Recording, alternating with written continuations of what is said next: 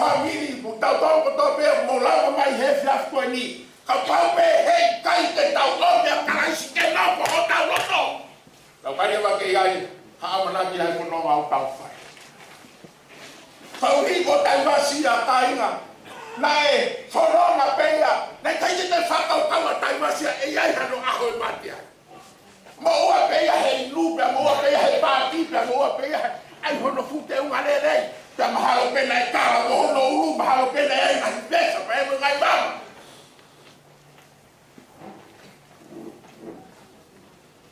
ngalo ya tai vas te mate abai ki esi ko yo fane popo ya honi pe ko tai ko na e mate ai ala salo si pe ha we ka anelo ya fata hai mate pe ki a pe mo tua kolo ia mo tua na ko free de ni mo tua na ka ka to nga be ave pe kota mo so de ke fa ka kai ko na ma wa si su ka is de na mo ui ko a ho ko e tau mate pe ko a ho te ke pe ki a ye fata ko ko vi bara we kolo ai o tua mo ya ko ya ba ke mau ka si mo ui ko tua pe ho kui fo pe ha de mo tu awe ka le ka fai mo tau ate tau fa e mo ka mai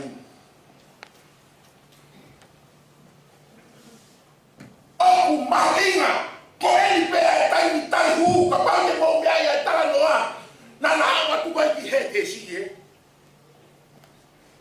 me ke tau fa ka ti ai o ku i kai ko ma te ko ngata angai koi mate koi kamera ya e tau fitau la pe mo otua koi mate fitau la ya pe mo otua ko hipe ko kash o bia ko ta ta no na fano ki ai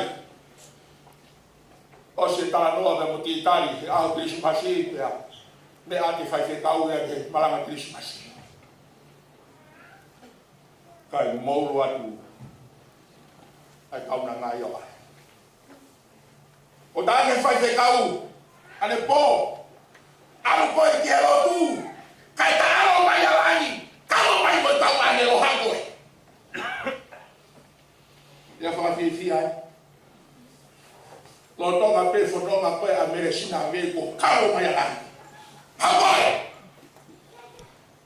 ko fa te kai ko e tau alu ko vi ko tau ma wa kai o que cai coi a ver que anga o tua ko tangata ku malanga ikai pe ko tangata ku bahelo furu pe ko tangata ku misinale ko a ru que anga o tua family ko ka kai pe o nau ma o faz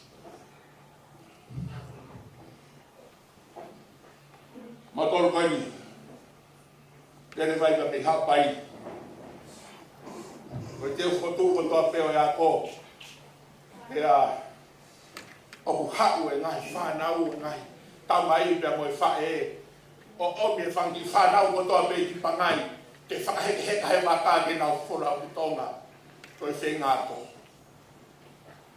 to dai ko o fa he ai ko fa hinga ma vai o sai ngata he o tangi ai ma tu a he amana ki ke tu wa ko fa nau ke na fa ya ko ko te o dai ko o ku situa tua e mata o alu da tu pe matu a he wa fu alu no pe lo kata ko mama ka tai ko asha tua e mata e o tu mo ai ha pema pe mo o ua pe mo tu ua pe mo ko da pare a o fai mai ba me ai o pe po ena o ha kita ni ko au Christmas na pe mai ka wale o ya ko Kaufusi na hubai ko yu ka fana o ke ngai tala o e fara to lahi na e fai ale po ko se fine ya le hanga ultima ai fine ma tu a ke o kita ni ko to pe o le kaya oni ta ke fala ba ye ke fai lo tu he fine ma tu a me ba ke la mai mo u a pe tai dia slow up, slow down, slow up, slow down. Oh, ini dengan dia keke. Apa itu nama? Oh,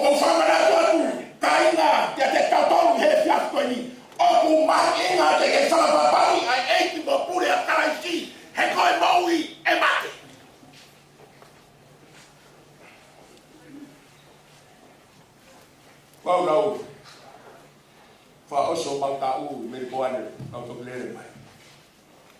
Kan juga nak mari datang ke bawah api. Okey, di Failotu Fetu'upongipongi. Aku betul ay malanga. Aku menjadi bukan mari dia bayar halal bukan hukuman. Dia mahu nak kalau aku yang tahu tak ikan. Macam mana aku feta-feta dia? Dia agak hukuman. Malu aku feta-feta yang nak kau dia fofu akan mata ye ui. Ay wafe wanima. Hanga he wa ia. Age ko la wa kiri hanga he wa fu ya ko ka bare. Amai ko wa ia. Ko fai kata age ke pa ko fitu ko ke alu dia. Ko le amoni. O ba inga ya la fa e ba inga ya la tamai. No fo pepe ke talange ki ho hoa. No fo pepe ke talange ki ho se paniti. Taria sisu kai bawe mo tai kata. Kau dari mai, dari ngai kapal keke, dia mai bamboy fahu bambi abrik, dia mai bamboy 5.12.1952, bambi fangatonga. Mokotong kotope, tau lama mai ia honi, Kaufusi Manatu jadi tampau koe pe ai tai hu, hei kai te toi tai hu koe pe mai faitoka, hei kai te toi Latu koe pe haku hau koe kia tiau, te toi tala mai ore wa he kui kai ke mau. Teu.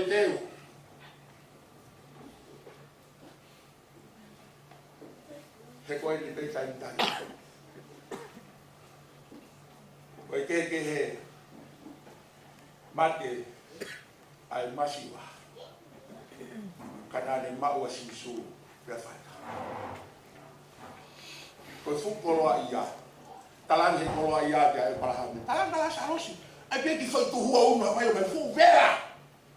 Dia ko fakau kapau ala sarosi de eke mai koa tai wasi de upehani alo tala ko kau pagi ke bapa ya me vai ko ni be tani ko aho pe ko ai osi e tau mo i he kai ko fai halotu he kai ko fai halau frofola he kai ko fai hanau he kai ko fai no fami kai ko fai hake. Porque mau atrás. Fica de tal tolo. Fa. Calma.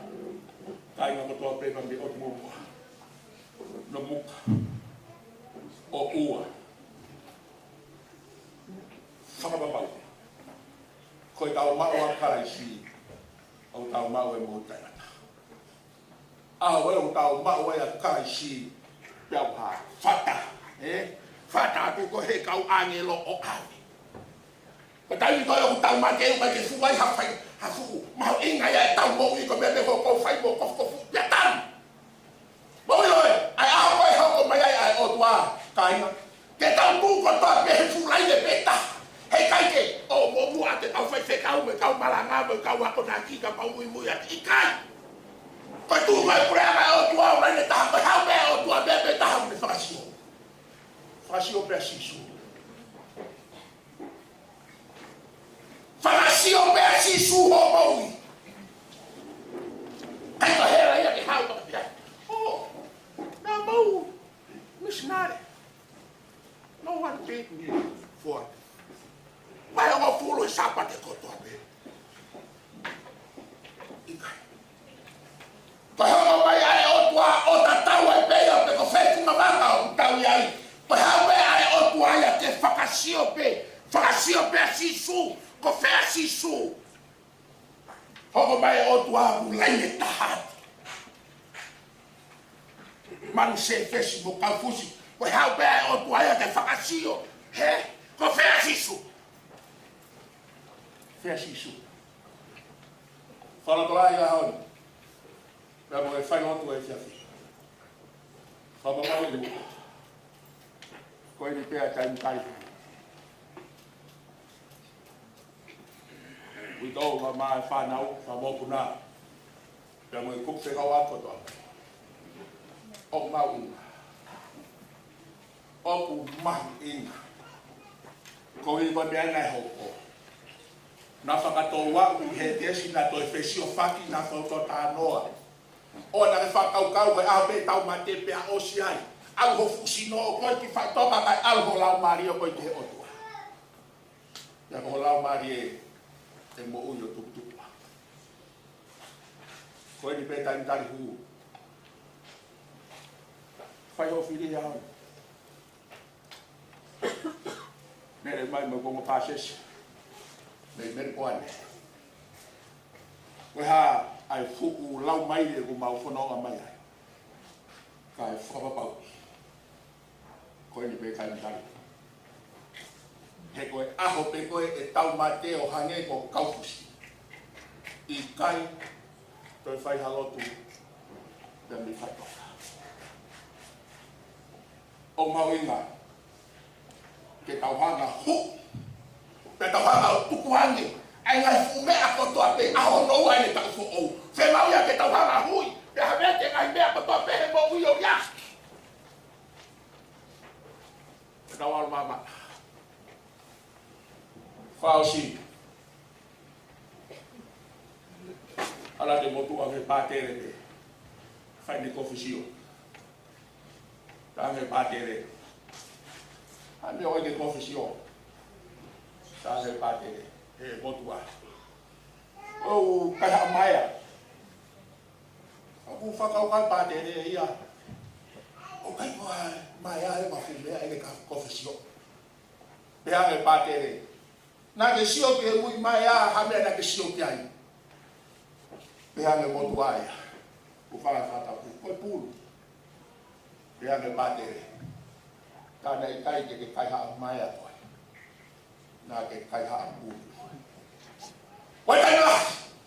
Taunga ki he otua pe he mai a. He atu pe whaki mea CCI. Kam tokana mai e kia ke vete ane ai ku mea koe. Oku fiu hono taki. Taki mai me wa fe wa fa me puke pe mo ya ha mo e ke wa ni ma pa pa he ka ke la ke tua me wa ni ma to piki peki he to fo no pe mo ya ke wa no au pe ki o mate te fo no ha lo pe mo fu me ana same thing every year never change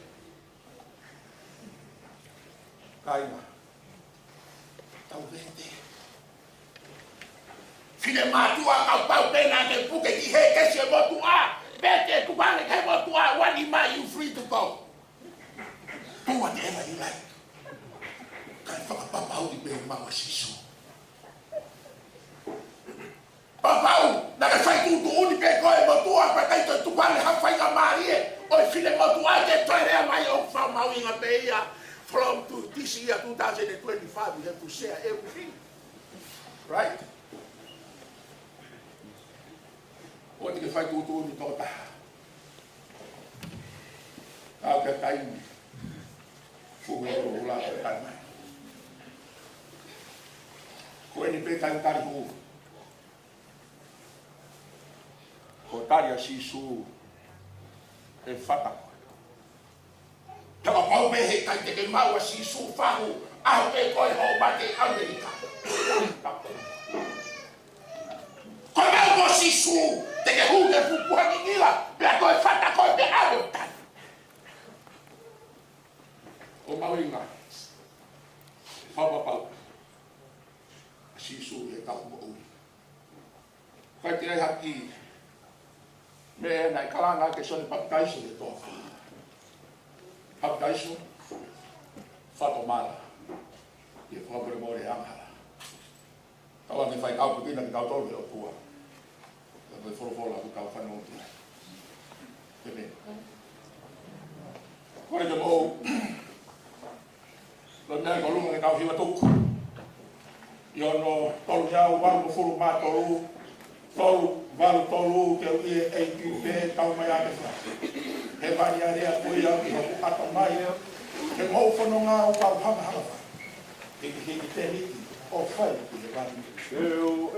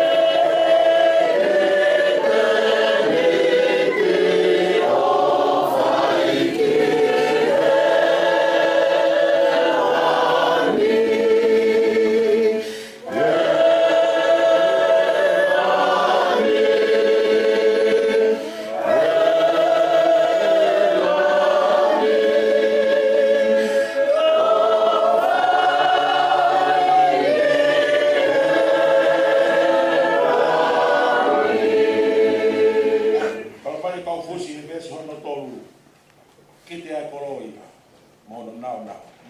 Kipe ngai matapa. Masani ang fau.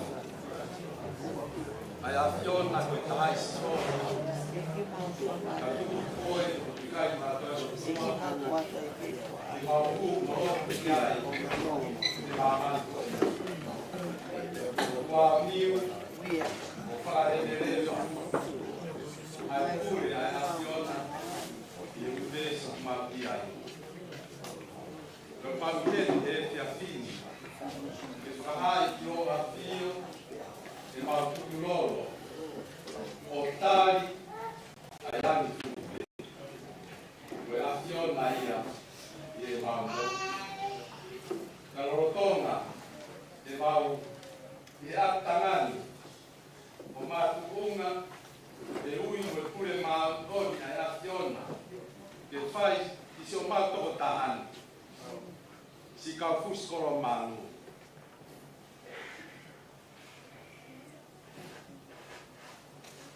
O tua. Koe afiona pe. O ke afio I ho mau loto. O ke afio I e mau mo ui.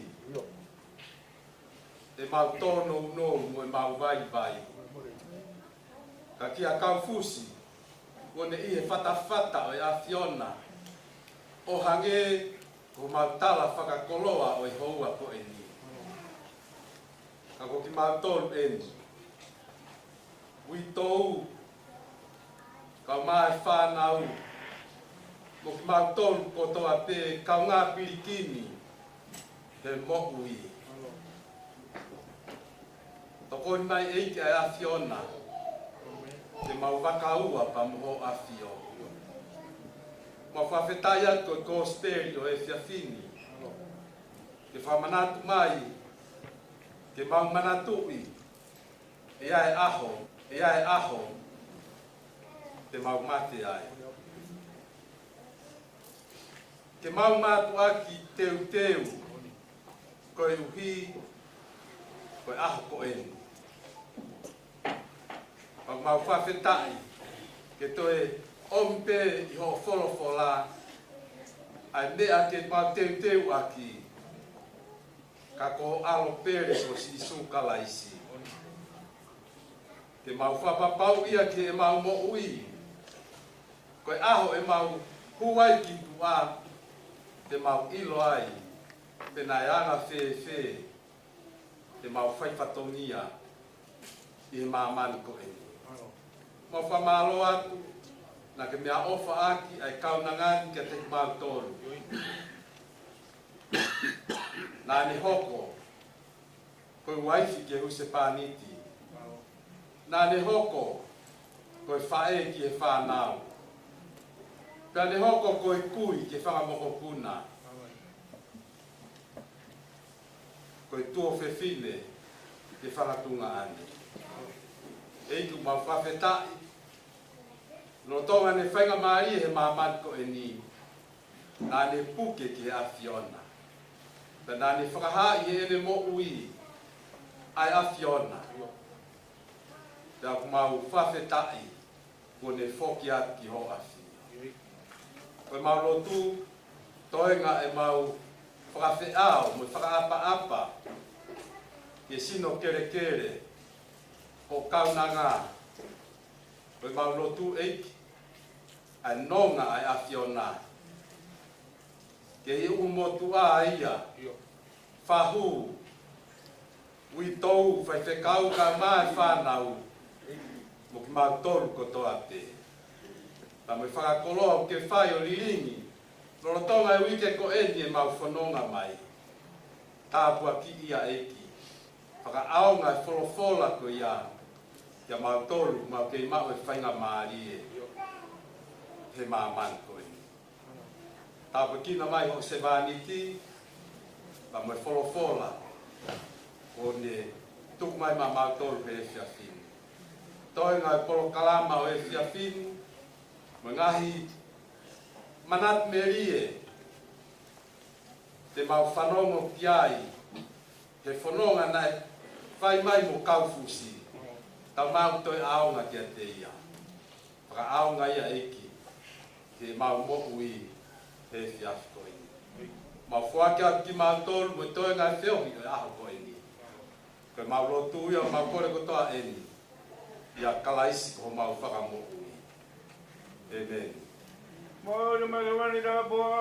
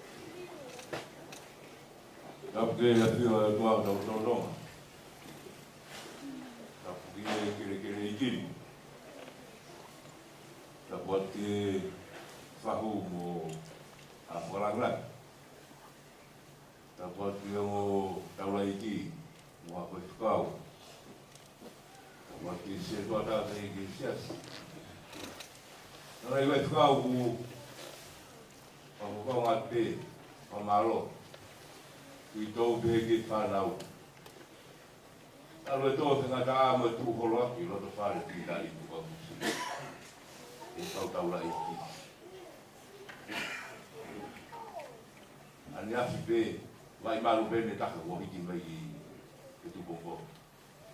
Tō pe vai malu taka pia vete. Ale kare. Whakai efi a pāmani o mauloto. O ko ngātu e umotua. E whakau. Tau pe tau pēmu. Ia prala whaola. O ko ngātu whaamiri. Au i tōu e whanau e mga kula. Malo mo ki maui. Malo mo ai kiresi.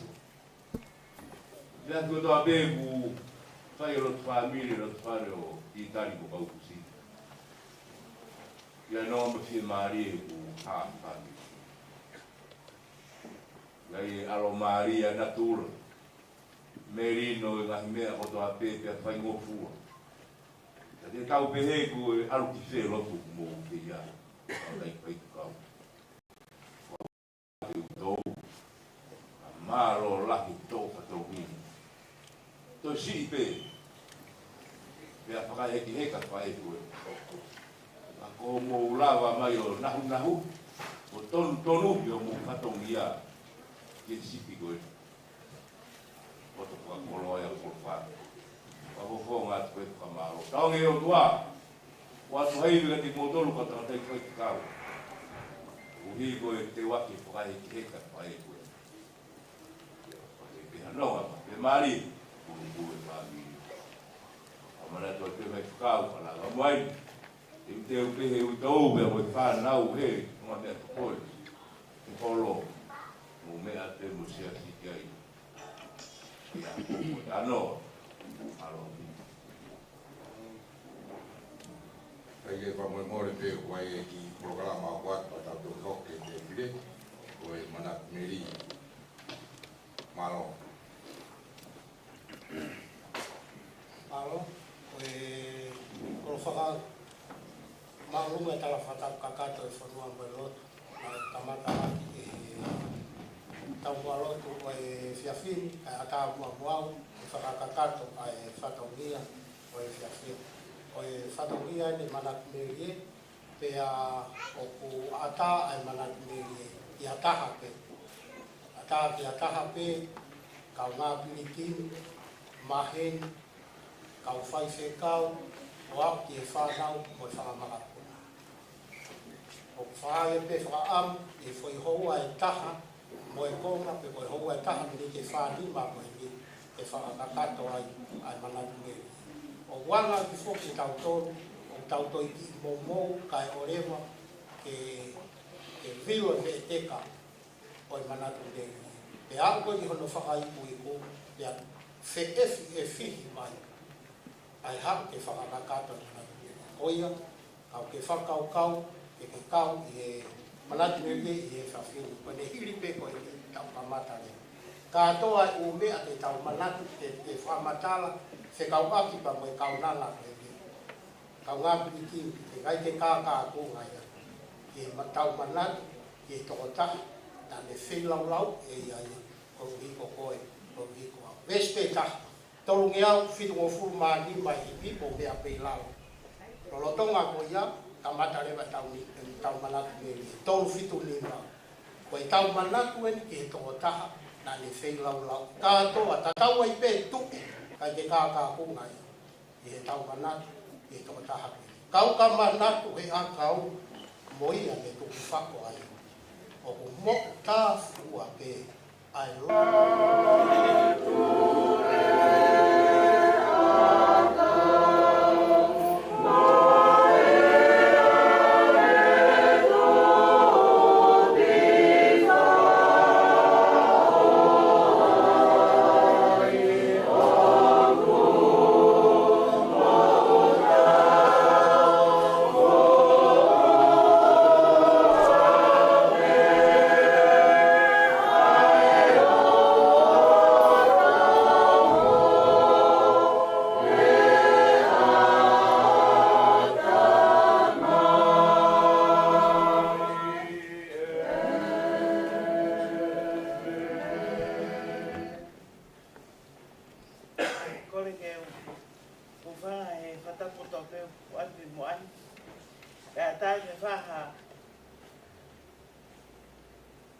Manatu Melie ke he whae whita koi.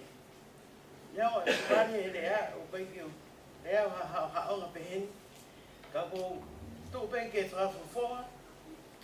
Ai ofa mai ki he whae whita koi. Ko Kaufusi na e taha pe hono mehitanga ko Olivia pine wheuiaki mamalangi.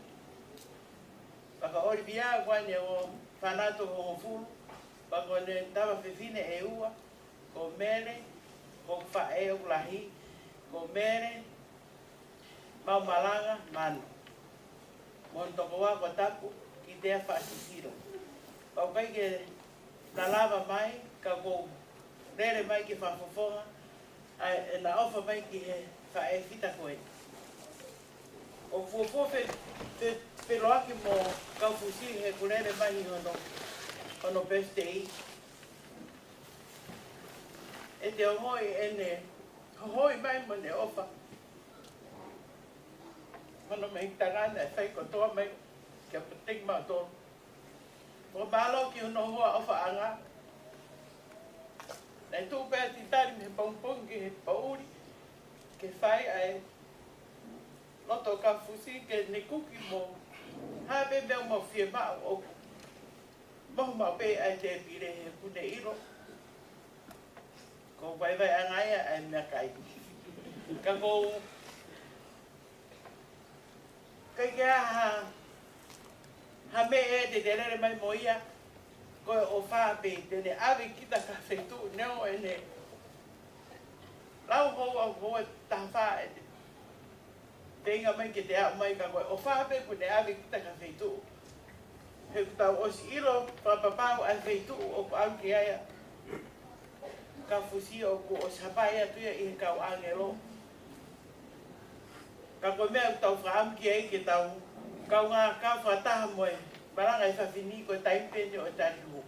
Ke tau whainga, ke tau whetaurangi mo Kaufusi. I he anga e ne toonga mo ui. I he ne rea i ne toonga. Koe kahi mea pe ke tau wako me ai, ke tau whainga koe taipene o tarihu. Koe a neo o ku masiva e ku o whanonga, ka kuhangai koe rea me he koro kakara, koe sisi pe hoto lofa atai ka hoto vete i paki. O whaata motoru ngato. Alo, mamalo ke whahu, i ono whakaava, o e Manatu Melie o e whiawhi. Ataha au ke, ataha pe Manatu Melie. Tolo tonga ko ia, te waiki whanau, o ko amanaki whainau ki hiwa, teu, o e kutalatu peke mou hiwa, mo os mao mai ki muani, ke whahoko hiwa. Koe te ha taimia, koe taimini, tari pā, koe te o whaha lolo mea whana. Ko ni hau pe fotu tō kamata.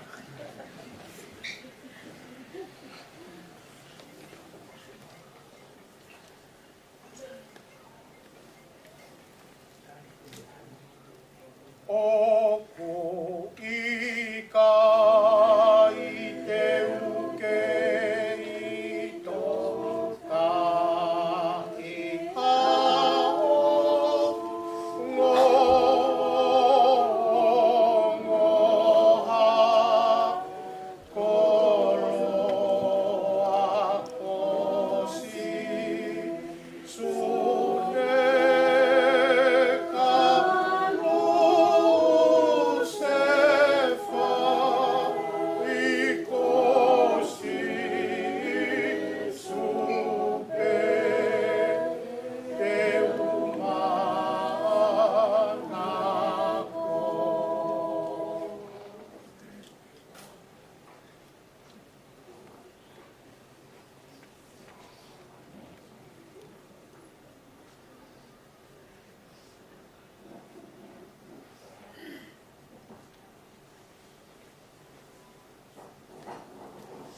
Tatari whae whita koeni, kau ngā tō palau, mo ui ai hotua. E whahoko atu ai ni Manatu Melie.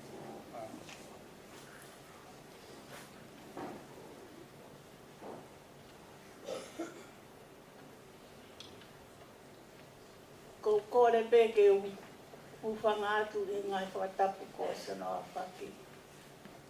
Kai whaiha Manatu Melie. Ke toko ua koe ni e eiki.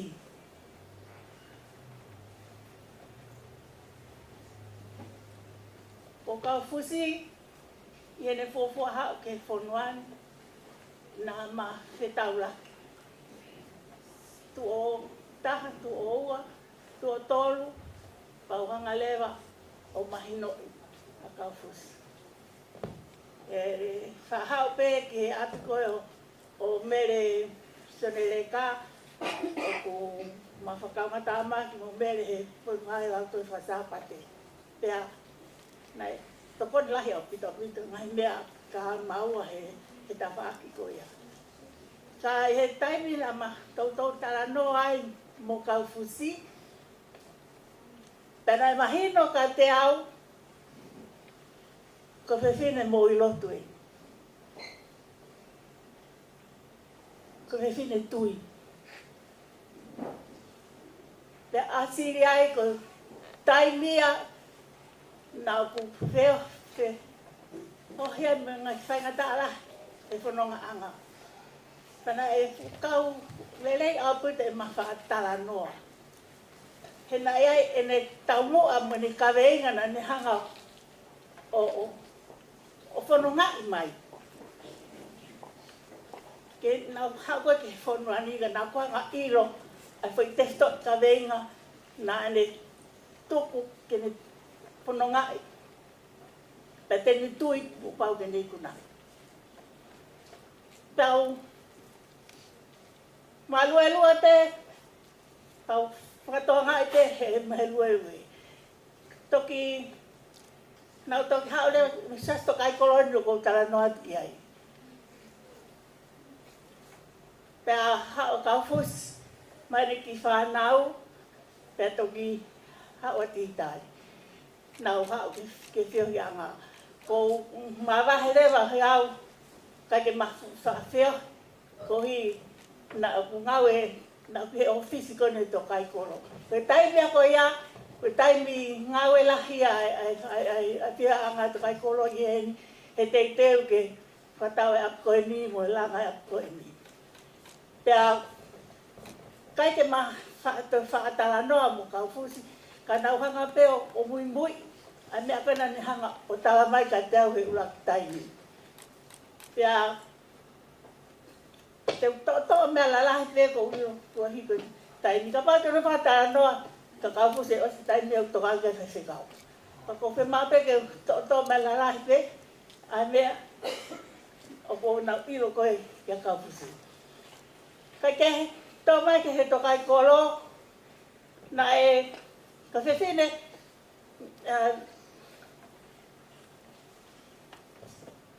to i he mea koe ngāwe. Na e nai rau ki toko tolu tau whaau i pēmea e au mei ofisi he koe Kaufri Maskatia. Ko hiko nau roto tatau, ka nau ka tōka whai mo oni i he whainga koe ni ngāwe koe nei whai ki ap koe ni.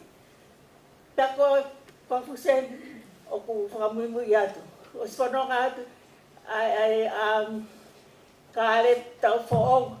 Ko pea atu mo manu whakasepes.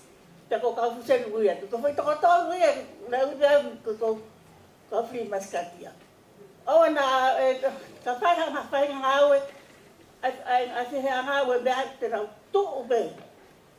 Mo nau whakaata te sio ki he nau whia mo nau whenga ke whakakata ngai. He maa o whai ko hiko ngawe koe whai ke apini. Ia whai mai e whanonga i he tokai kolo na e mea lahi ko hi koe tuunga koe na e ka titari. Ai whaka whi ka mehi ngai a Kaufusi ko hi ko hono hoa. Titari maranga koa, maranga hok, tikon, pea wahai e ngāu e ke hao pure ke peito koe. Ka koe mea na whatoa ngai ka Kaufusi. Na kai te lata Kaufusi ke aha ki mei uri e peito koe. E whai pe e titari me ngāu e ana ke si tōu ma ngai mea ko ia. Te hau ki tai ki ai oku.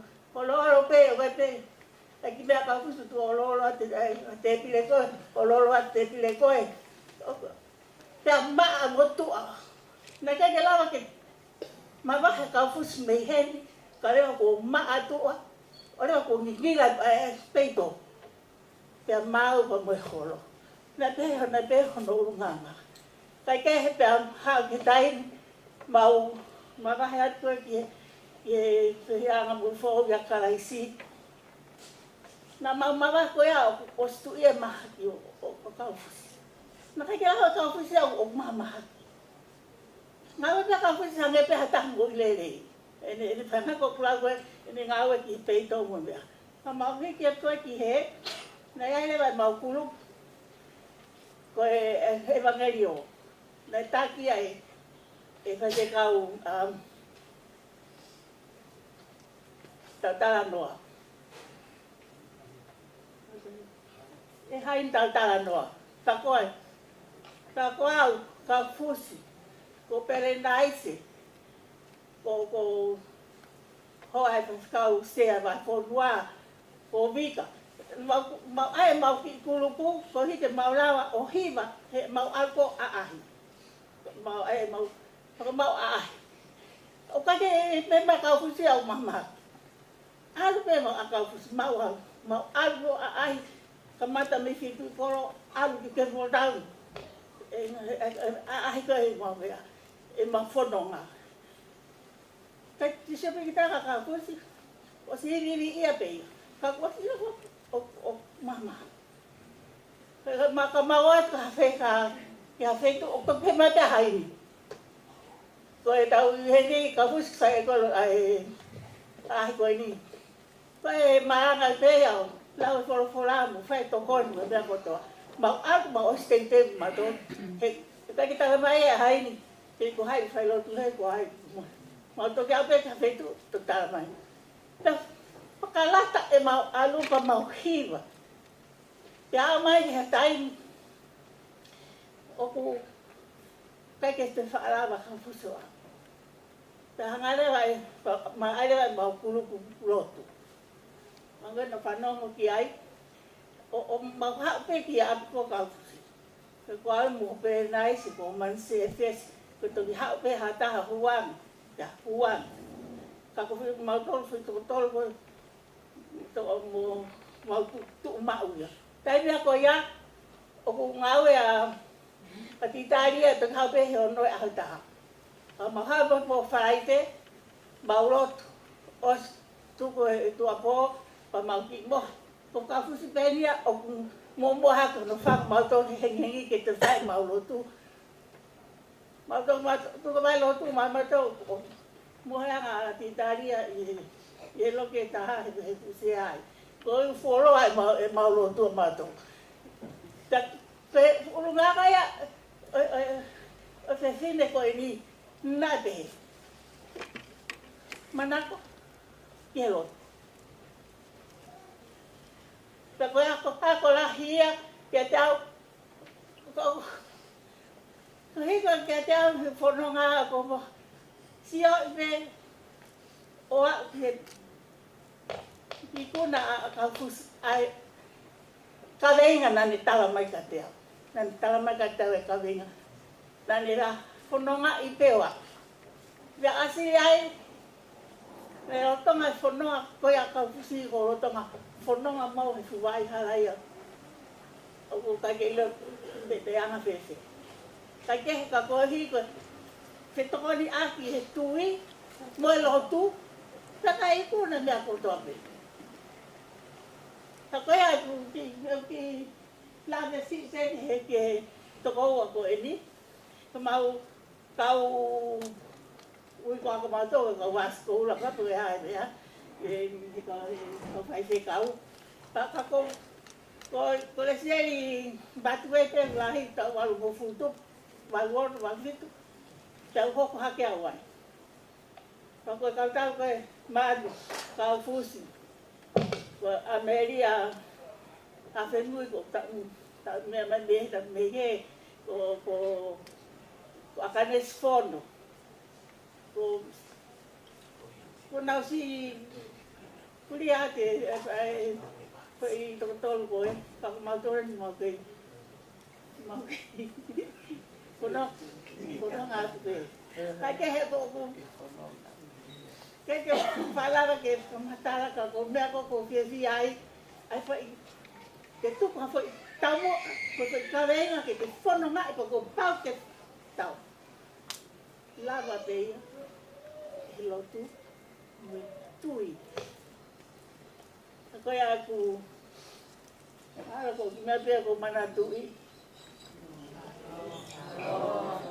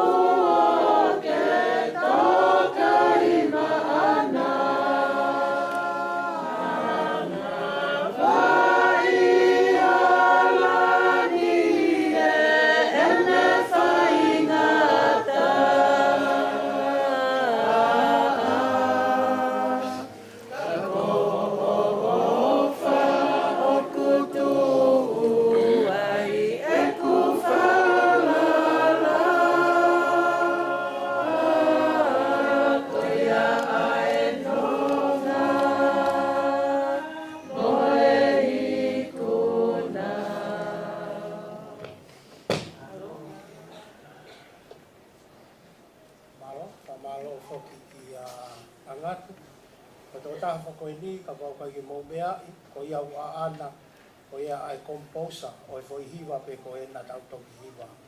Le o e ne whālifo lo he o pe, ka koe toko taha e nā le whakawhasi mo hiwa. Ka utaitari e kaunanga koe ni, ke le hoko atu ai Manatu Melie Mara. Tuku pe mua ke whakamalo ke tamai he wani, koe uhi, koe aho, tai amane kina koe. Koe aho nei kai ke tau palani ki ai ka kune kei pule pe. Tuku pe mua ke whakahoko atu hoku hingoa. Koe hae uhinga e kukau i e whiawhini. Ko kuhingoa Kolomekina Prescott. Koe ku lele mai e ahoni o fie kau ngā kau e Manatu Melie ke whae koe ni. Koe ku whae ko Failotu Kolomalu Nasilai. Koe tua whewhine ia oi uito mai whekau titari Kolomalu. Nei kai ke upalani ke ukau he whiawhine e Manatu Melie. Kai he tangutu i muri he o whanongo mai. O ki ai e konga polokalama koe Manatu Melie. Pe au pehe. Ke tu upe o whafofonga ia mo e ku whae. E ku mai heri. E malele mai me whonua la. Ka paa te ulau e whiawhini ke whakalau. A Manatu Melie ki he whae koe ni. Hei kai kosu. Koe fuafua taime ku manatu i e fuafua whiohi pia mo Kaufusi. Nā kulele mai ki heni hao pe mo tuau ke manatu i koe hae tau. Ka koe tau wataha ia o te wila. Nā ulele mai ai o whakafofonga i e whae. Koe loto ia o Kaufusi ke whae ke wha kane kai lava mai. Nā koe whiohi ia mo i whae koe. Kau kalau e ne ofa. I he whaamiri Kolomalu, kai ke maulawa matolo totongi. He nai whakamua pe Kaufusi a titari. Mo i whae, mo i tau kete, mo i whangatehina o titari. Whewhine whai tō nunga e ni, ia te ki mautolo. Pea neongo e mau masiva, kaku maulele mai ahon, te kau whakata, pea mo i tō, mo i whanau paia. Ko pia ke tu ke fai ha popa ofa ke Kaufusi. Ke mo family. Kaufusi.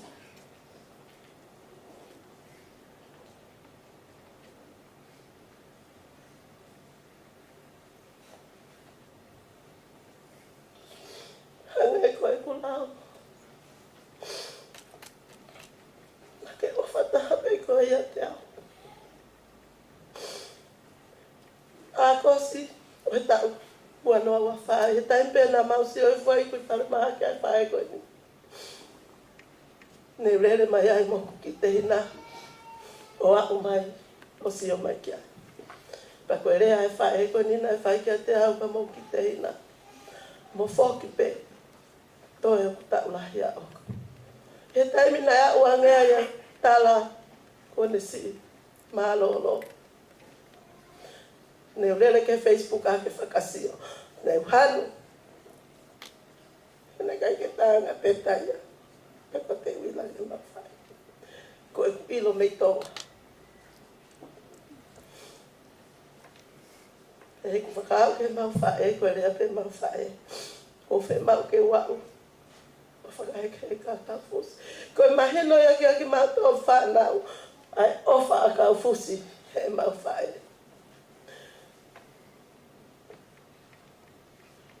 Kaufusi. Nau hau pe au opule he taim kotoa.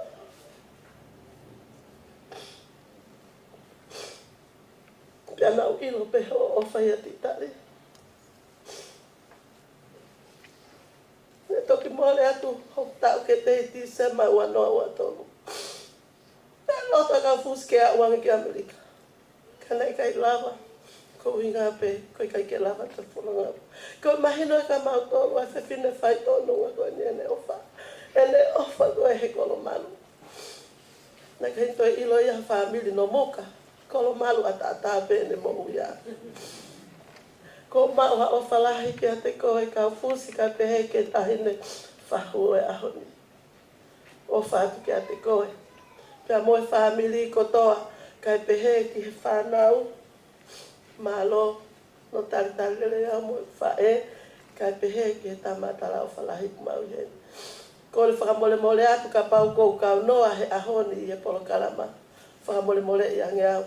Koe uhipe, koe kuloto ke whakaha ki a Kaufusi. Mau ofa lahi ki a te ia. Te umis lahi a Kaufusi. He kou inga kou hau keni. Tāpe Kaufusi kou kou whahua titari. Pakoia kou ofa lahi a ka titari, ka pehe ki a kirisi. Moe toe ngai whanau. Ko ia pe, ai ki lea kou whai. Malo. Alo, malo foka lomekina. Ia Manatu Melie ia kami ko vena lam ia lomekina. O ata Manatu Melie ia ke ata hape. Me he kolo fae a Kaufusi, kolo ne tangata e ki kaunga ako, kaunga piliki mi maheni, au ke whanau mo whangamaka. Malo.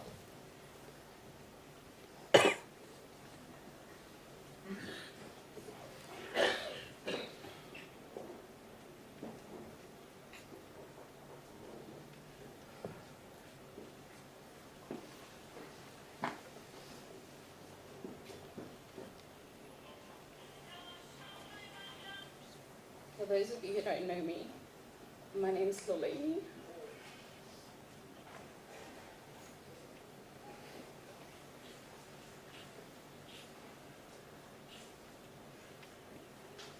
And I'm Kaufusi's second granddaughter.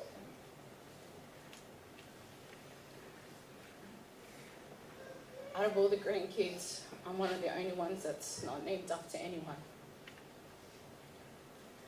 And I was my grandmother's favorite.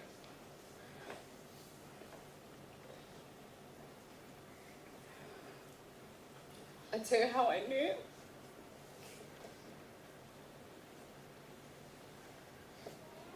Because she got a bird and she named it after me. And then she also got a cat and she named it after me. Growing up, my grandmother has always been a perfectionist. Like Latu said,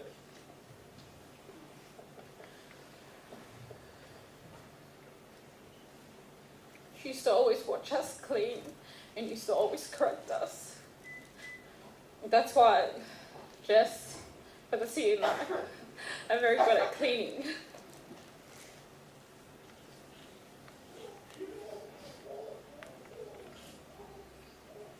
My grandmother was a loving person, and it definitely showed.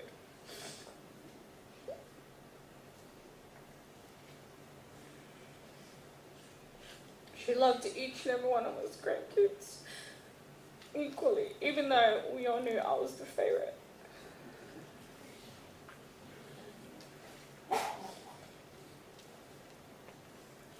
My grandmother used to always call me every time I didn't bring over my kids for her to see them.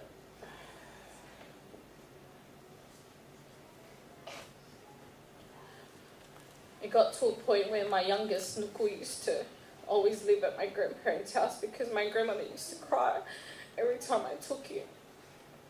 So when my grandmother was hospitalized in July, my husband said, let's just move in, because we don't know how long she has. Growing up, we've always been a tight-knit family. And I've always grown up with my mum's side more than my dad's. And my grandparents were the only grandparents we had. I'm thankful for all the teachings that my grandmother has taught us.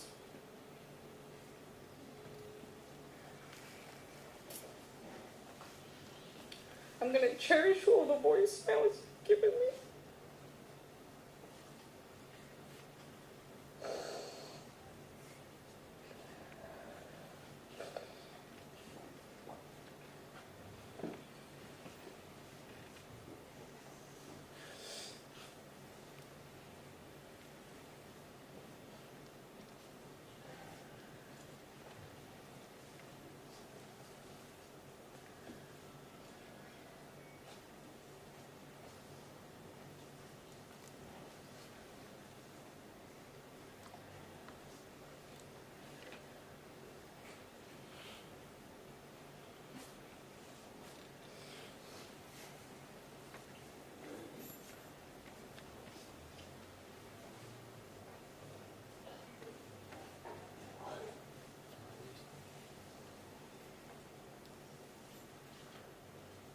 pe malo.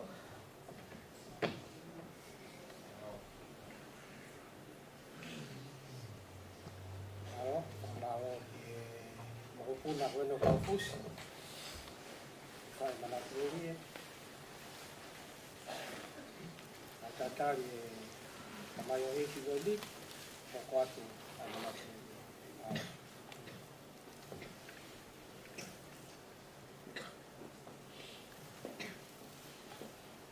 Ai family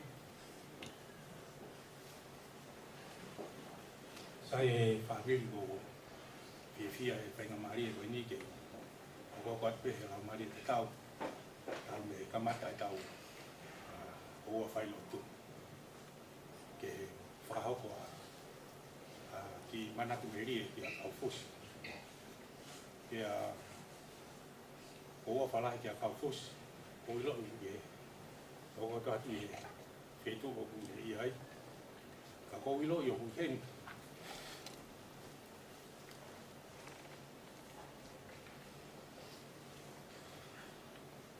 no lau mai e whakata mo ki tau tolu e fia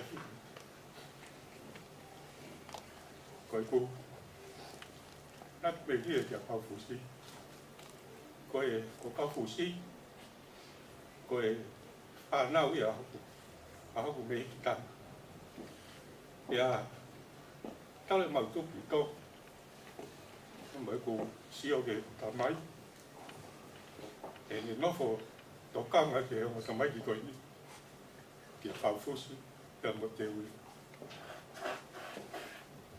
koe hae li ki mea le rei u mau mau tanga e ki ni o mo mau masiwa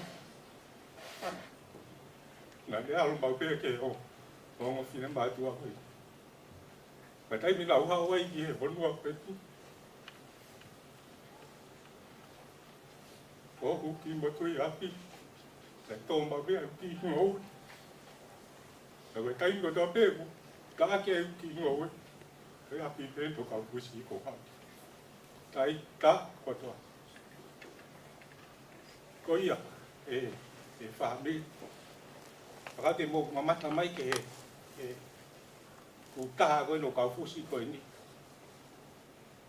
kono mata be ia o kune tari aki ki tau tau he taimi kotoa pe whakau te tau alu ko naua he taimi kotoa pe ko ala ke ape whae koe ni ai ne mata mari e taimi kotoa pe no tari ki mau he taimi pe ko kose mau tala noa pe taimi ke mau ke ufoke no whamiri une kaila ka te wila alu ke he aisi o kia e mea tuku he aisi ko hape mea ku iai tō mai ki alu mo toa kai ni whanau o ongo ke kai ki la e ku alu ke he whae koe ni ke he ku ke whine koe ni e mea koe mata off e taimi kotoa ko ia whami o wawhalahi ka Kaufusi e taimi kotoa pe koe ki Manatu Melie pea o whai ka Kaufusi mahalo au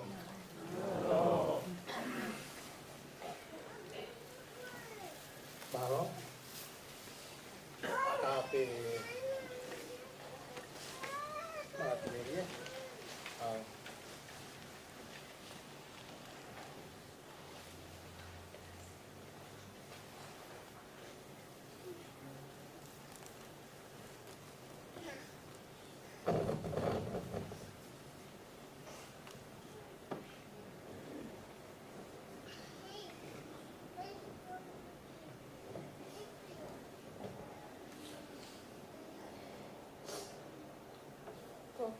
Ko ko esa ta Kaufusi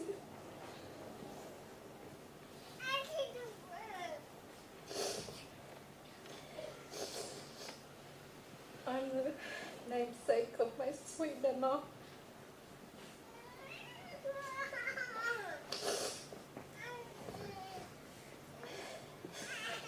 I have a lot of fond memories with my grandma and my grandpa. For everyone that knew, I was a little shadow growing up. Wherever my grandparents were, I was there right beside them.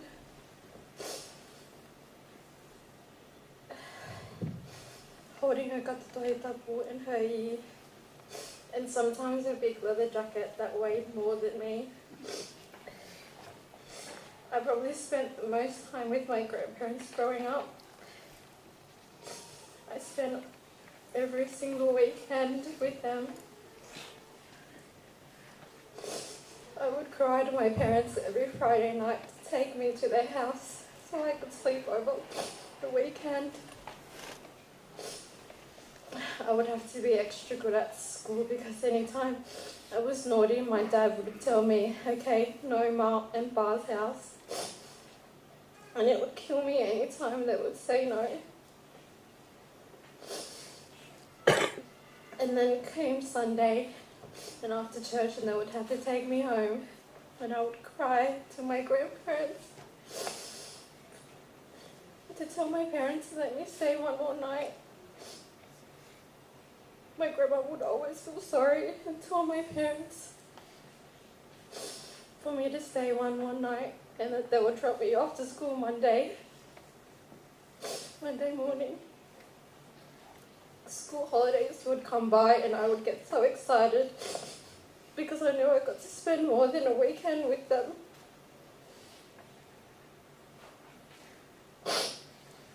We didn't do anything too fancy. It was just the three of us. We would just play cards and reorganize her tongue and stuff 100 times. But I just loved being there because I just enjoyed spending time with my grandparents. Every Saturday morning we would all go for a walk with my grandparents just around the Ouau nearby. But my grandma would walk so fast for my nana to keep up, so instead we would just walk to McDonald's and get an ice cream and wait for my grandpa to walk back.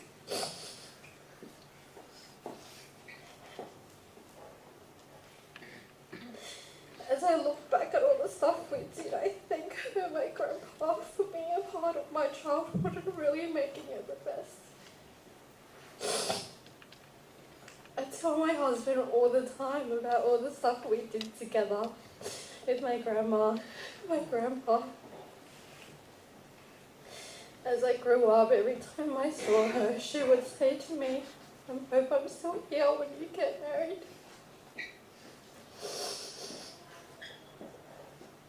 And then when I got married, the question was, I hope I'm still here when you have a baby.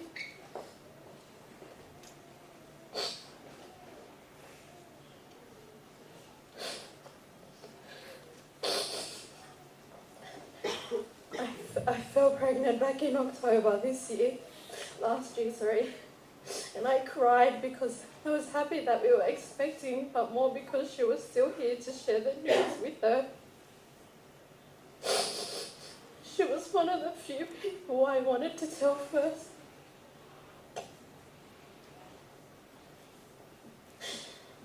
That's a memory I will have etched in me forever because she was so happy.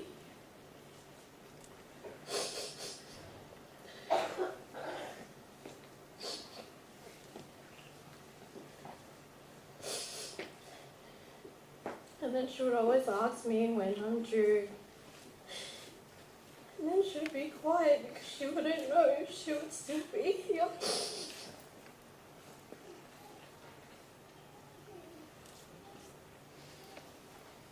I love my grandma so much. And I will echo what my sister said earlier. She's loved by so many people. And you can see that even the neighbours on the street that she lived in knew her, knew what a kind and beautiful woman she was.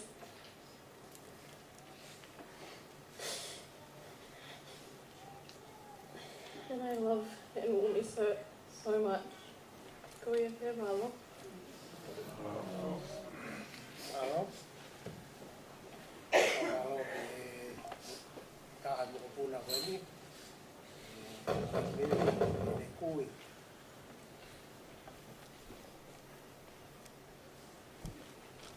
Tari e tātai whakau, rawa mai te ame te awa Failotu Manatu Melie.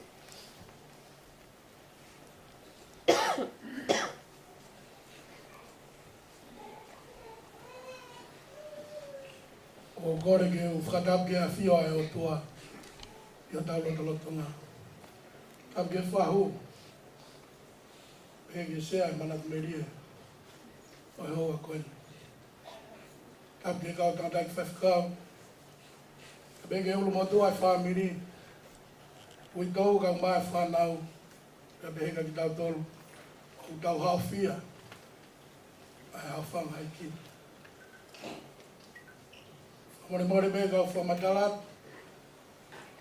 Ke ki motua koen o hatu mo lotolotunga. Ko hoku hingoa ko kifu wai. Ko lere mai pa me veitongo pa mo o ua. No muka ha whewa ha anu. Nungai whitu ke pere hake. Tu atu mo lotolotunga ke kau he Manatu Melie. Ke kau nanga ai e ki o ne ui atu mo tau lotolotunga.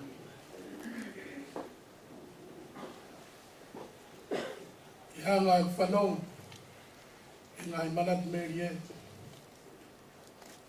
o tui ko kau nanga kone ai e ki na e beto o tahaia na e ofai i e whamiri o no hose paniti hanga i whanong ki ai. Iai beto o tahaia e whanau na e ofai. Iai beto o tahaia e whangamogo puna na e makehepe ne ofai. O lere mai me he whamiri whae a Kaufusi whataha mai toko taha. Ko ni kotoa na e rea tani nai. Ako kutua atu mo loto ngā. I e wakai e motua koen. O dui, whamiri whae ka Kaufusi, mahako au peia na e ofa Kaufusi. Whamore peka toa.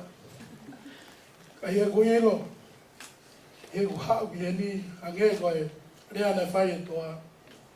Koe whotu ngai whewhine ko ni, koi a peia. Ea ngai ne tari kakai. Na mautupu mai, me he tama ko tei.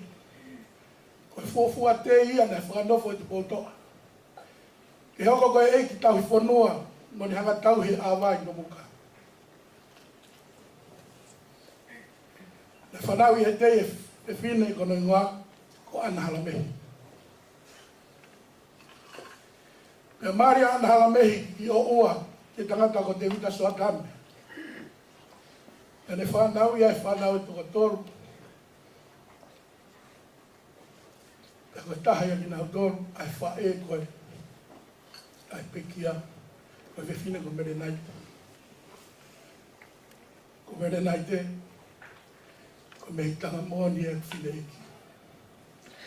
Ko hingai e ku hātu mo loto ngā. Ke wha Manatu Melie, ke wha e whita e eki. Koe whewhine na e lahi e ngahi keresia e o tua, na ne whakainasi ake ne mo ui. Ai ofa. Ai keresia o tua mea koe tui. Ai keresia o tua mea koe whawhaka more. Where ngahi keresi keke. Hanga o tua whakakoloa ake whewhine koe. Wako tui taitoi vei ua kumo whakamori pe motau kia.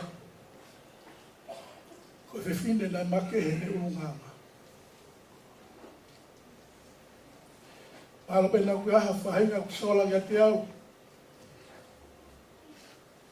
Ko koko mātua, ko whewhine ko tina lasa.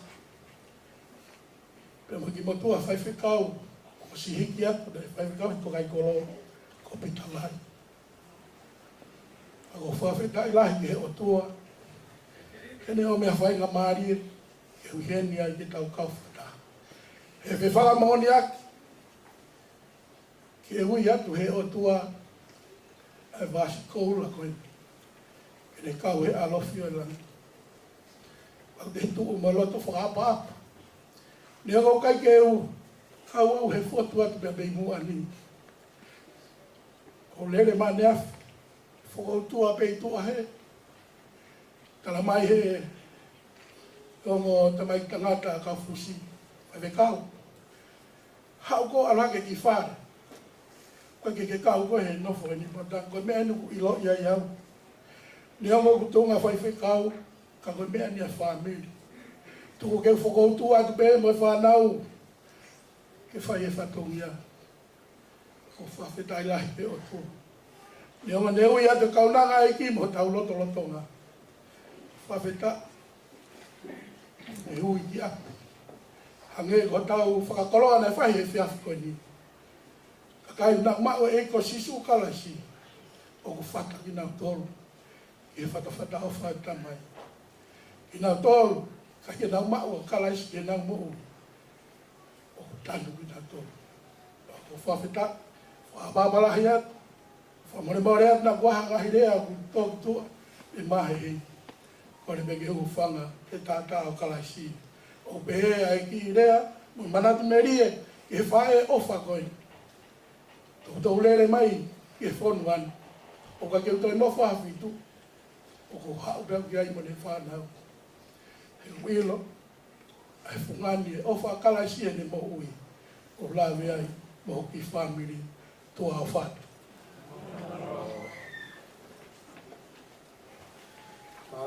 Malo ke whakau. Ouau Manatu Melie hoko ko le hiri ko ia ke keu mai ki kau hiwa ko eni.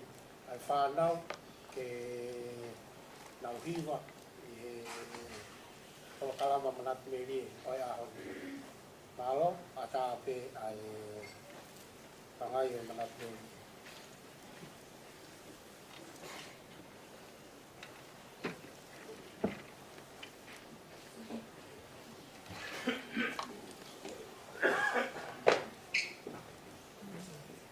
Ko kore le mo ke uhu whanga ngai tala whakatapu o sano. Hau whake atu nei mua ni, ai aue a ki whamari ko ni, ke whai ha ki lea Manatu Melie, whekawaka mo i whae ko e ni. Ke anga koe ai tu e whamiri o ku tu whiwhine a ke mautamai, Kaufusi, ai a ko au ke laita ai whanau, ka koe uwhinga ia e ku tuata me mo ani. O ko whawhetai pe e ki e whamiri. Neo mo ke tau whatataha mai he whiawhi ko ni koe tūma i he mōre ai, mōui ai, kaunanga ko ni, ka ku hei ako lahi e ku mōui, ko hi koe tonga mōui ai whae ko e he taimina ki mōui ai, koe fufua whetauraki pa mo e whamiri ko ni, e taimi koe na nau Hawaii ki Australia ni. Ai ana e fuu waofi au pito ya ngai mau whetokoni aki pa mo e whamiri ko ni. Taimi a ko ia o ku pekeki u mau hoa au, mahalo ko peta pena e o si mau hoa e taimi ko ia pa uruiki pa mo te uila pa mo haiko te kina iyo na e mau wha whiohi mau pe i he taimi kotoa pe pa koe hongo tau te hina koe ni na wha manako mau pe ke wha hau ki api aia pa koe taimi koe mau wha whiohi oku koku whenga spoite na wai ngau ia ai koe mea koe akapulu. Peau awe ai peau na ua mau alo akapulu i nioni o hange go na tauke ai pehe wainga i nioni. Ka ko whawhetai na ia e pea e whangirungaanga nau sa ia ai he o mo tauke hina ko ni. Ai mea koe na mahi noi ai whenga koe na whae ke na mahuinga ia i he mea koe whamiri. Pako whawhetai lahi ai ke o tua e whamiri au koe ni, koe iaha ki Manatu Melie ke whae koe ni. Koe taimi kotoa pe o ko whetaurake me me whae koe ni, koe tokotaha fotu mari mau pe e ne mo ui. I kai ke ngata i ko e whiwhine anga moko. He anga e mau wheo hui. Ka kia hatai mia te ilo iai o ku ita. Pe o ku ngā koe whainga leo goina ni ngawe a ki. Ai mea koe fotu mari mo anga moko mau pe. Ai mo ui ai wha e koe ni. Koe taha e fui Manatu Melie e taha ko wha manatu iai a Kaufusi ka mutitani. Ai mea koe na whanonga whakataha horo he mo ui. Kia te ao o kawe he mea mahu inga. Because ka taimi ko o ku stand together ai hango couple o ku very powerful i he anga uksio a ako. Pako tui o wha hu pe whiri he taimi lahi ko hi ko wha whanonga mawahe ai o mo mea mari. Pako e ako muia ka te ao and I believe ke o waifi ai mahu inga ai mea ko i Moimoi. Pau whawhita ki he eki e kai ngā tui he ahako ni ko tahai e ngahi hako mo ui o ko whatonga iai e whae ko ni.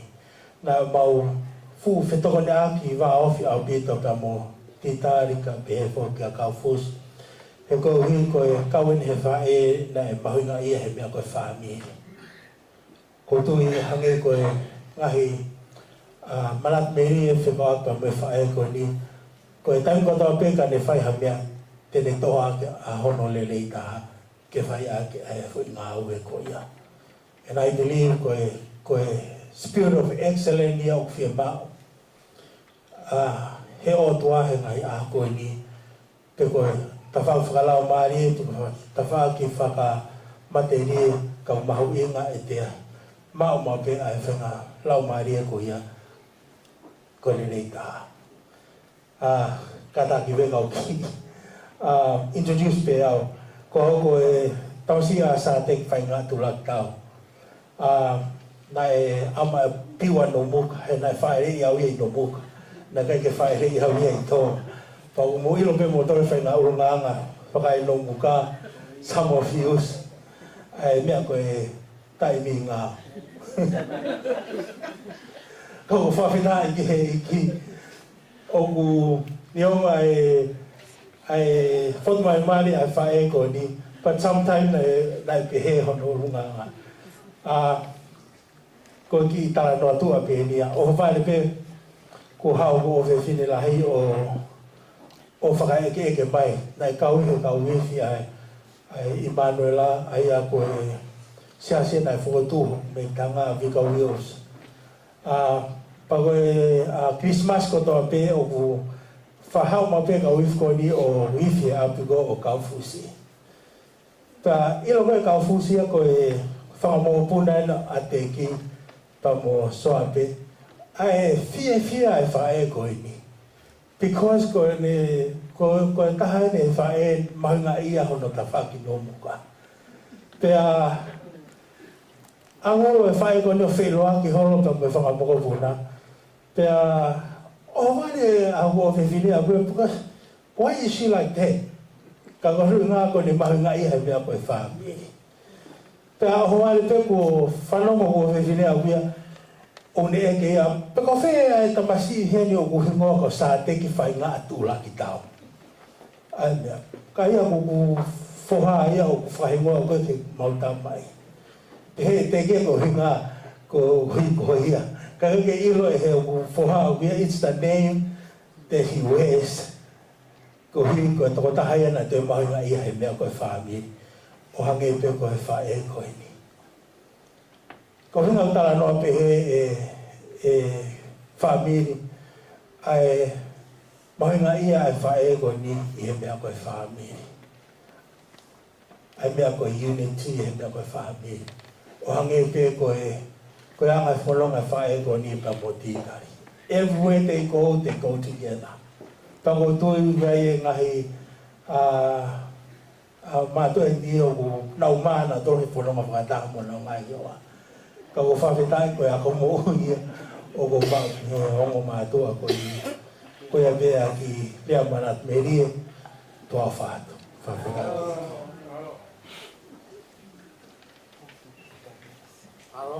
Malo ia pulu ia ko tala noa mari e whikaka mai whae O mau e kau hiwa.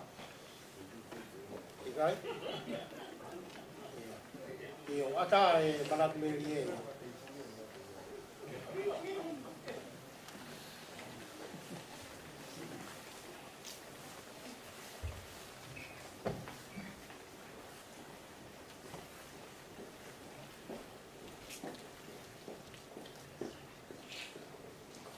Ko le pe ke o whahana pat was awhakat.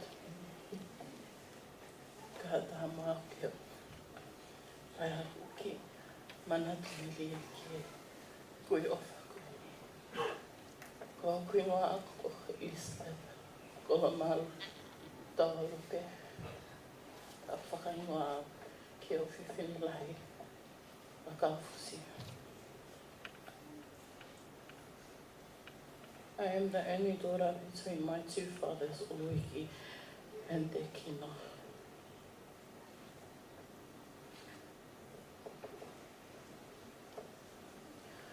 Ke he whionga ngai a hou a honi, ke whai a Manatu Melie ki le koe ni.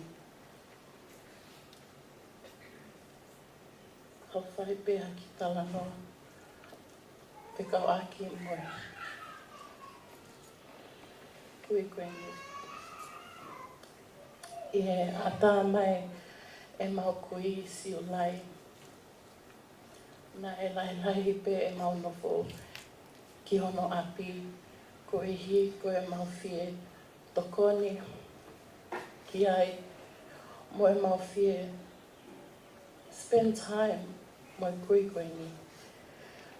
Pea ko manatu e Fetu'upongipongi e taha. Nā mahifo mai mo wila o mawhanonga tuki ai o kukole angi tangata e ki ke lele ki candy veo ki he ki whare fuluti ai o whia mau ene fuluti. Pea talange e wila ki ai. O te ke kole ki tangata e ki tuku ke maamo peti ku hiu ke aha pākingi. Mali pe ia tarange pe mo alo. Ka e ongi pe e ki homo pākingi. Ta mawhanonga, alu, ko matau atu pe ke whale fuluti, mo e awa mai pe pākingi, matoi whola e kata, manatu ke ne leane pe mai, e omi pe e ki hamo pākingi, koe pākingi pe ni, koe whale fuluti pe tonua. Ka matoi whola e kata, he nā ka pau na i he mea lele, e pe he mai, sia na kuasta Latu, e omi e ki hamo pākingi. I he pōpongi na e malolo ai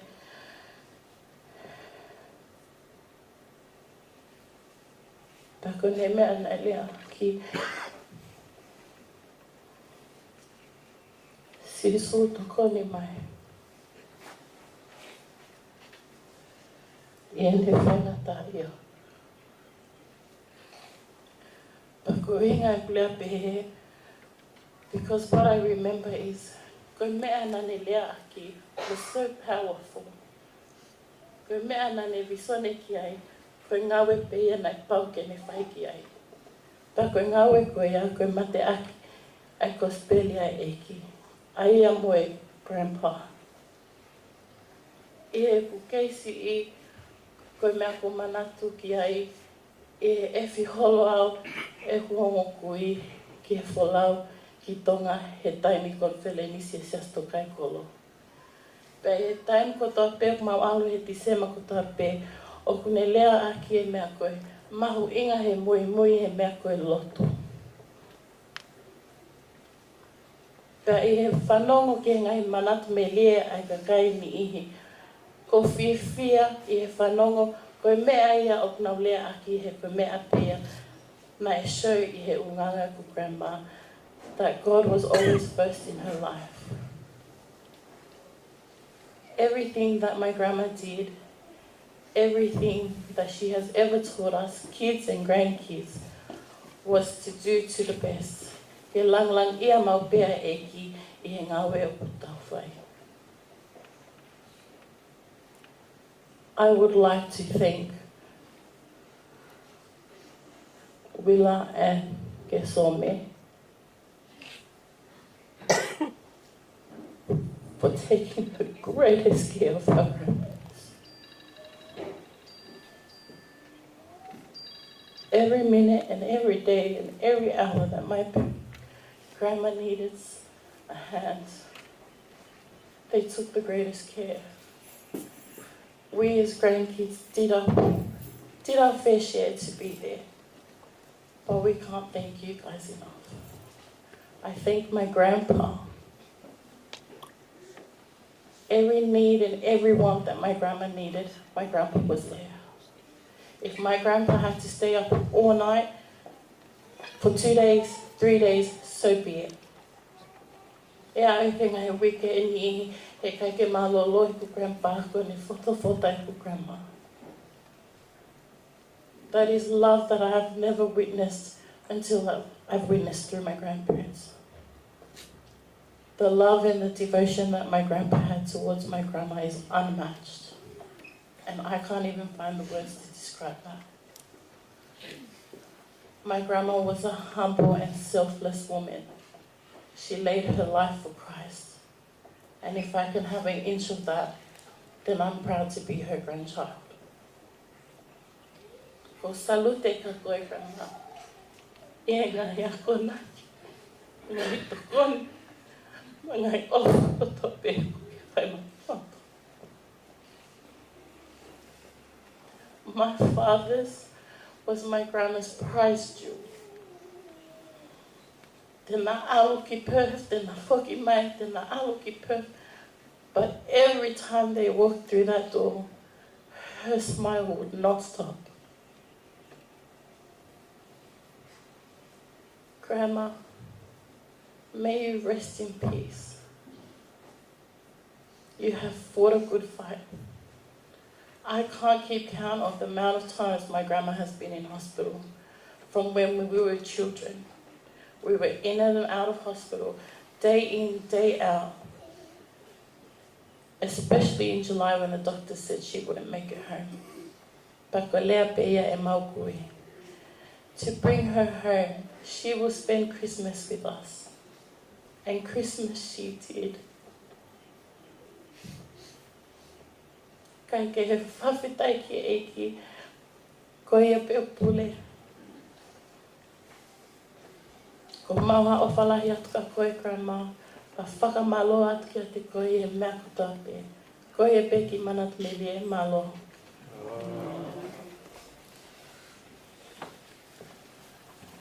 Malo, malo ki e tahai whamua puna ki te eiki. A tāpe Manatu Melie, te teo e kauhiwa.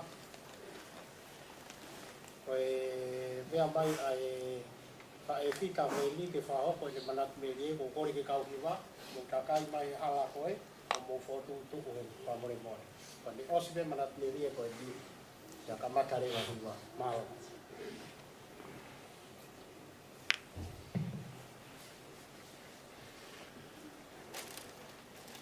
Ko whatapi o tua. O whatai ne wha. Whalangangi ko ke mea mai ai. Ko whalangangi si whae whita ko en ko Kaufusi. O whatu ka whaitau en ko toa pe. O whatu ki he wito ti tāta mai whanau. O moko punaka a tāmo o ke whaiaki Manatu Melie.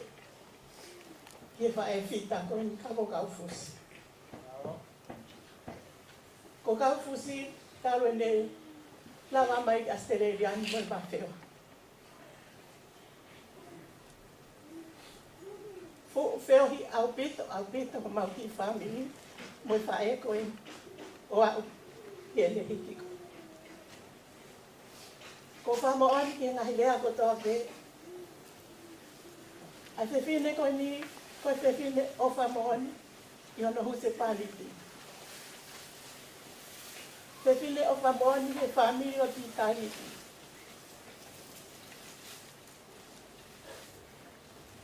Na ko te whine o whamo ani ani, i ono kai ngā nomuka. Na lau kawa ke Kaufusi, ono kai ngā nomuka. Ha potu pe tene i aina ni hanga si lau kawa. A hono kai ngā nomuka. Kaufusi o ko ofera hiat ke te koe. Ko hinga se kulere mai, o Kaufusi Manatu Melie. He ko ofa moani, ofera hiat ke te koe Kaufusi. He whiohi, mai tokoni, ngahi mea ko toa pēnā ke whai, he ki whamiri masiwa koe, hoku haunga ka koha haunga, ke whine motuana. Ko au o kosi i takai whara, ke tunga ane o Kaufusi. Ko toa taha koe ni, nane si hanga pe o uia soa, whakalau noa kia e ne mea ko toa kono tonga ane. Ko uhinga, ko soa pepena ni heni, pe mai whine eiko.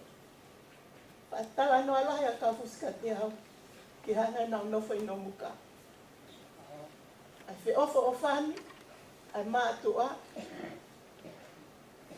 te hoko mā Kaufusi ki e ni, o ne hanga hoko atu, ki he motua koe ni. Ne hanga o aia soa pe kono tungane moni, he whanua koe ni. Ne ongo, ne ai pe whangatungane moni a Kaufusi, nei kai ke nau heni. Na ne hanga lau e tangata e koe ni, kono tungane moni. Ko whiwhine koe ni ka hoko ha mea ho mau ki family, lehe ange pia Kaufusi. Pao mai ka taini, puke a Kaufusi, ko Manatu. Si ahana e, whai e peftea ki moko punano tauata. Puke a Kaufusi e. Pawea ngau fufu i mea Kaufusi ke ua tala e ke ne ilu. Koe kuhinga, he ko pau ke viri pa Kaufusi ka tita ki alua.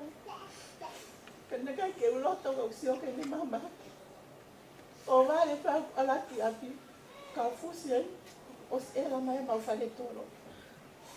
He mai a tita, Kaufusi na kuha. Walato pe hati Kaufusi, kai te ke nofo pe koe na ke tala atu e au. Hina ka usio ko mama api.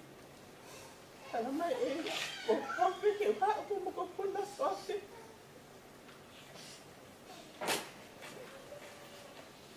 Pau peheke ke lavanga Kaufusi a ke whai aho. O vai au sio mai holo. Si anua ke pia Kaufusi. Kaufusi ko talo e ne uksi nele takai. Tala mai nena te walo nele takai mea Kaufusi. Koe ospesi pefte a moko puna. Ala Kaufusi fale maha.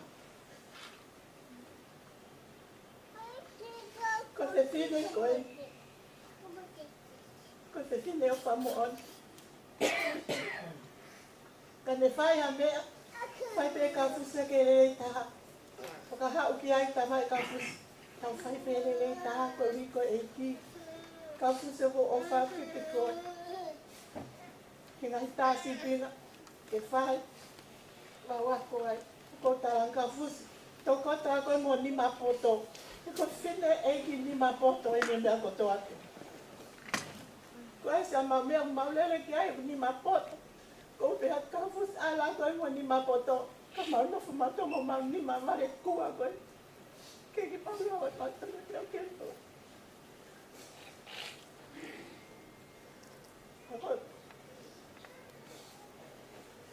Parea mai kua.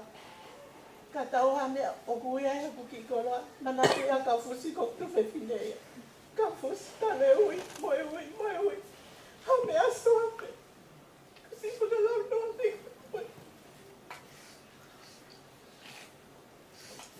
Kasi mea pao se mani na e whai mau si asi.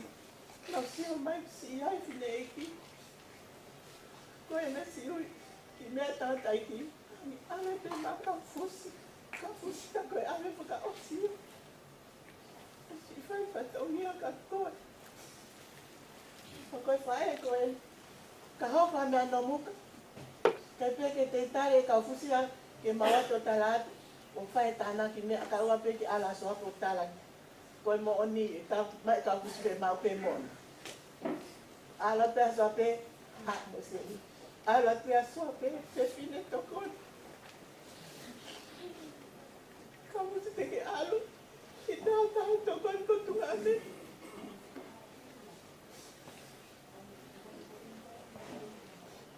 Ana tua Moimoi tamai Kaufusi. Sila ka ko sila angge whanau.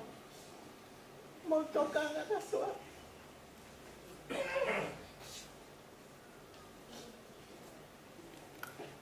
Nai lau pe Kaufusi ka soa.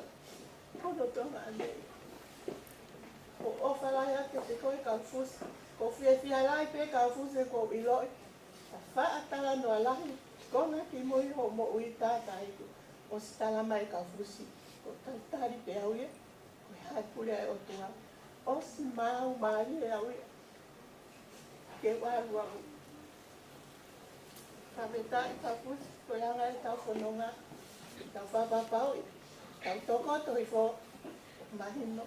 Ai alunga tau aru. Ai tako fia Kaufusi. Iku ilo. O ke aru koe ke potu. Nā ke te teo. Potu nā ke ngā we. O whalahi a te koe Kaufusi. Whakamuimui mo oia Kaufusi. Pene nope a Kaufusi tāu. Tuai ho mo hau. Wholoa kei ke mo asimai. Nā Kaufusi koe lahi pe mo.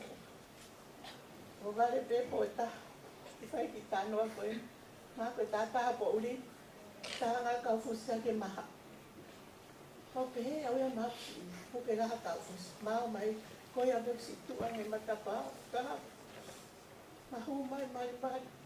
Kaufusi koe ame te tokangi ai. Koe atu pe ke moha. Koe matangu tua tu pe. Tama ea. Ke no fupe tangata i pie. Ka wa o ia o fotofota. Pasi alatu. Pasi fotofota pe mo Kaufusi. O si me ma fotofota kai maulot.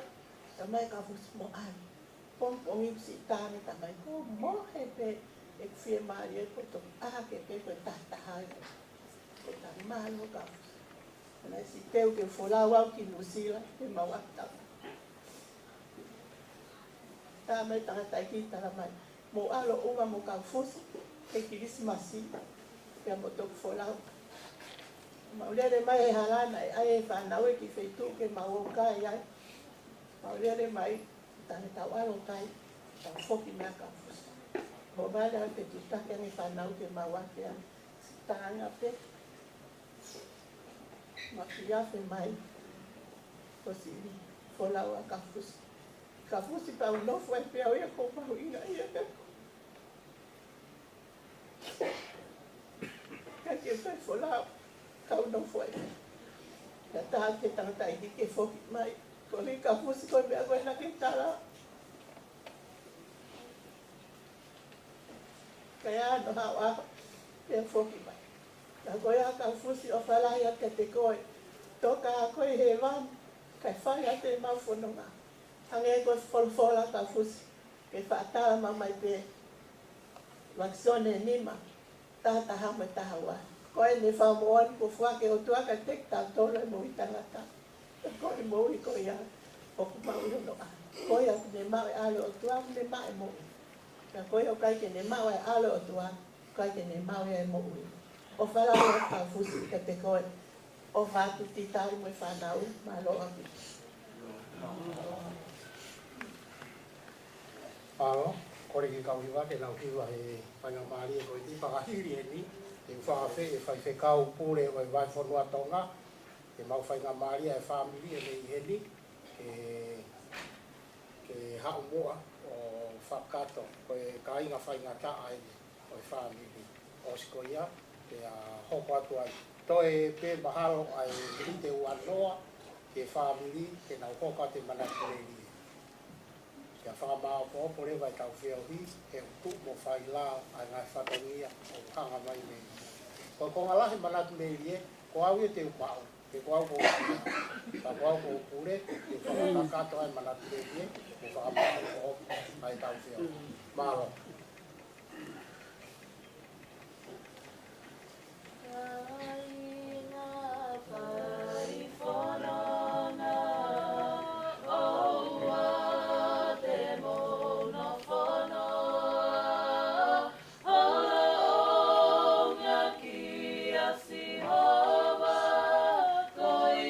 Koe mahu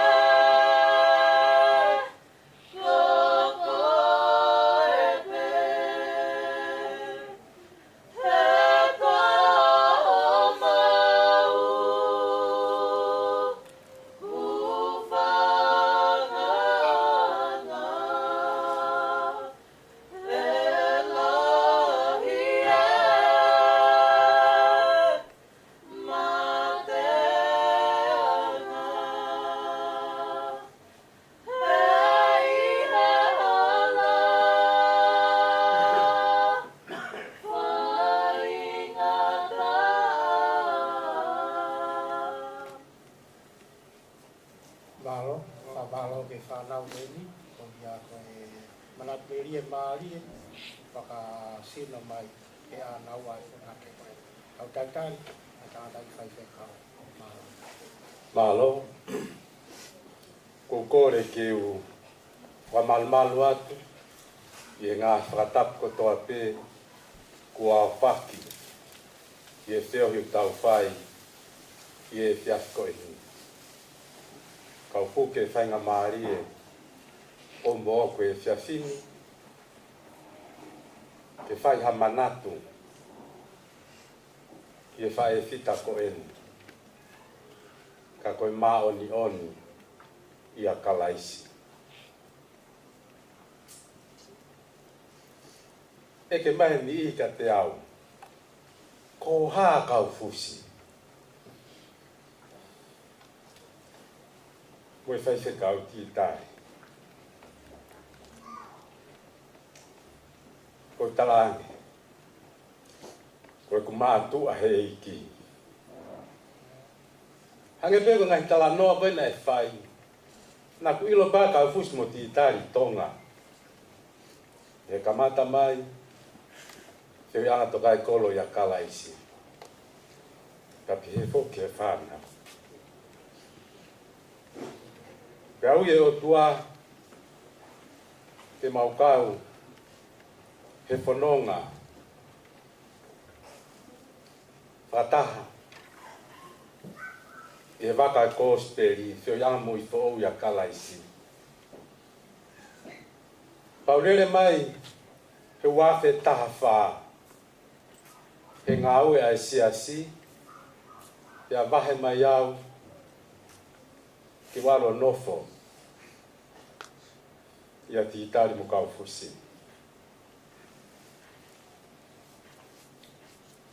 Koe kamataanga ia e ku ilo mo e whelawei ta mo e kaunangani. Koe talanoa kou whae palo vetol taha ko Kaufusi a tāpe ia.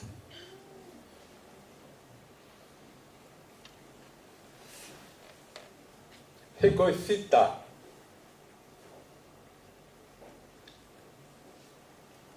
ne kai ke malawa ke ne mālolo hatai.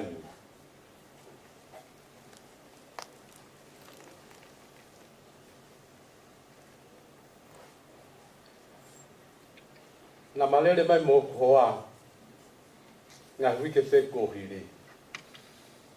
Pa malere ki tempera. Aho tā whā ko ia o tise mani. Tāna Kaufusi. Te moha o whakakū ke tau mohe. Tautange iyo. Koe whainga maripu malere ane.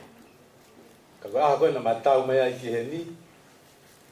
Malere ake ako Kaufusi o tuki a te matapā. Whakaava ke matapā ko Kaufusi e nuha whakaava e matapā. Oho vare e ku moui. Ko ina whakaukau mai au te uhau. O tokoto anga pia Kaufusi. I siu lai, lorotonga I tonga e whaiwhekau ka mo peta. Ku tā ange ko Kaufusi. O peange, mo foki mai. O kumau iai. Pea whai tala noa, pa pe maa peta ka Kaufusi. Tari mai. Pea warea koe e whai ange e Kaufusi. Mo hau ke tari atu. Pea peange e peta. Koe whai whekau eni. O pia mega Kaufusi. Kaufusi ko o whalahi at ka koe. Kaufusi. O whamai.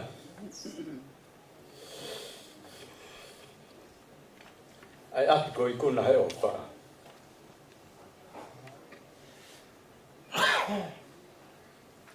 Kia koe. e foke ku manatu ko ka Kaufusi na wiko na te ko Kaufusi ko ha mea fra ma bo ho fononga ta mai Kaufusi talo ma wa ke fonwan mo fainga ta ia pakasino kana falala ki he otua. Nā ku tui pi tai ki e eiki. Ka koe tauhi nu whai he otua ke e kumo ui. Ka o peang ki rea koe ni ka Kaufusi. O ku whakao fo whau. O ku whakao fo whau. Ai otua. Ko iko tahai nia ka venga lotu. Ai tokolahi. Te peke whianga mo I fo'ou ia kalaisi whakaluku fua. A Kaufusi. A man whakatoko. Te tau talanoa. Ke mo oni.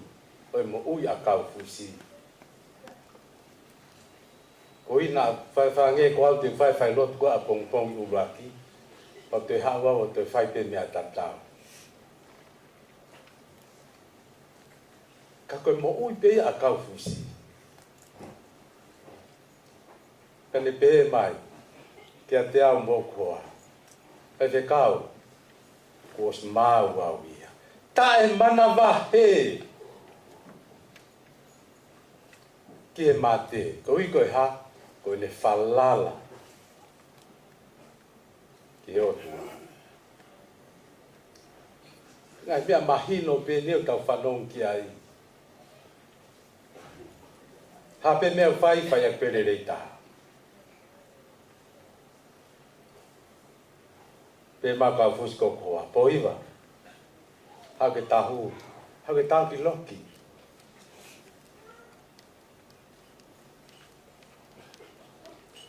Osi muna mea kotoa ia.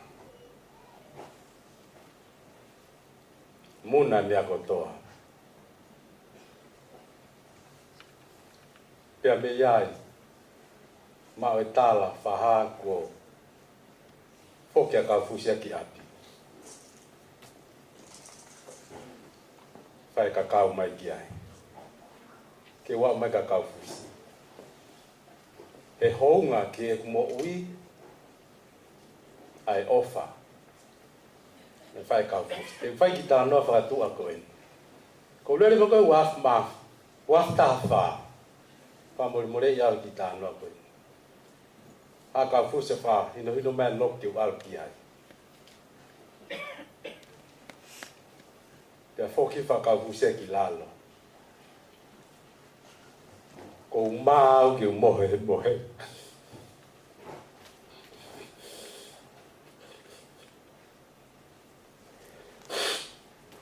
Na te ue Kaufusi.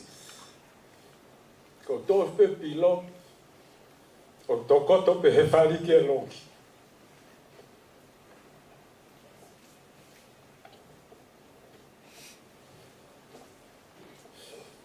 Mana te ngose a he tōru. Tō ki ilo Kaufusi. Pe ha Kaufusi tama. Pe te kā. Ha pe whai pe he.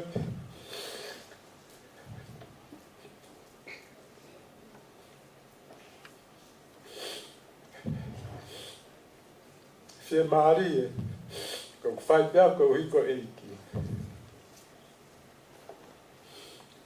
Tau pehe, ai manatu, hotoloto, pia mo te mo ui, ke kaunanga ko eni.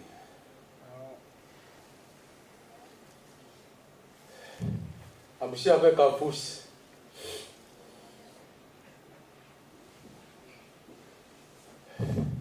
O tau whanua o wholau. Mau tōre ni mau kei maa e whainga maari e. Ui tōu pe ke whanau, Kau ngā piriki mi. Ma whatawang teke o tua. Aina ke whakapōtunga. I ho mo ui. Ko tui ka pai hena Kaufusi te pe mai Kaufusi. O te mofu sani au. He kui kai ko au. Koe o tua koe nā ku ofai. Koe o tua koe nā ne tauhi au. Ko ia. Nā ne whakapōtunga ia te au. O whalai ati i tāri. Peta. Uluiki. Te kina. Peka te huila. Ta peke whanau kotoa. Pe whoke pere a Kaufusi, ai se ai pōko eni. Ko o whaanga ino Kaufusi. Ta whatawangi o tua. Toa ngai tau whio i pōko eni. Whai ati ono whaheke heka i whalau. Ai maoni on ko eni. Whabalmalo e iki. E tau whanonga. O whalai ati.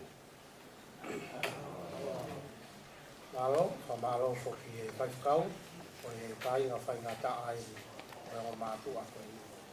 Kau koko ki ngā tolu, o ia ku tātai pe taimi, a ke whai ngā maari e noni ke whanau, ke ngā whakat, a ke whawhi lewa tātai ki whaikau, ki tāri o se pāniti ia, o e kaunanga u hinga e tau i heni, ke Failotu Manatu Melie, te tok whama o ko kai ko ti tari le whama o ko au te whama o ko mao.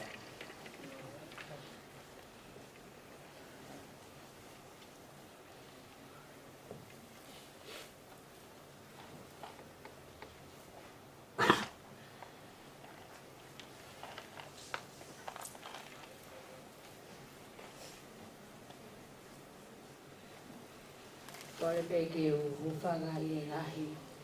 Tara whatapu ko osi ka hoko atu pe me. Pare ka koe ki tata mua mau. Ki whakakato ai tatongia ko tukumanu ki madou. Tapat whahu. Malosi whalangang. Si ako mapai. Ika ki uilo yao. Ika yung kamata mi fe. O ngata i fe. Ay ngahi Manatu Melie. Ki whae koe. Ka mea ni au kui koe toki ongo.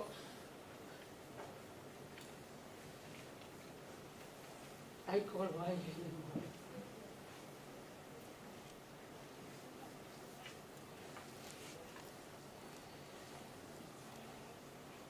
Ko fazia si ora. O pongo tuane. E ko no inga ke ko mate le fra o si a programa da koeni. Ke na kawi le a. Ka ke ka ki nas. Ka ko pe ke tu ke mata mo.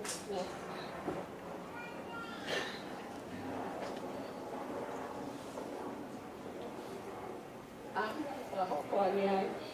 Kami kelaga festival ako ito nga. Nagkikiumawan nga. Kano nga natalagi kaya pepe maumay.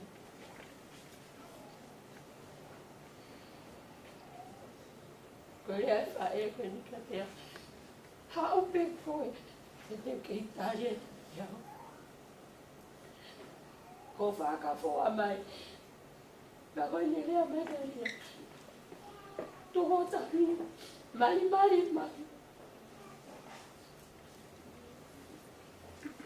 Eko kopio tala ko mi whanau. Teo. Hagiane. Pakalarondo whakaos makiatia. Hagiane. Liamai. Ko suo e ke tui hoko atu. Ia. Ke whatawia whanata. He koe kei ke hawa mai ua. E unga ngai ma whae te mama.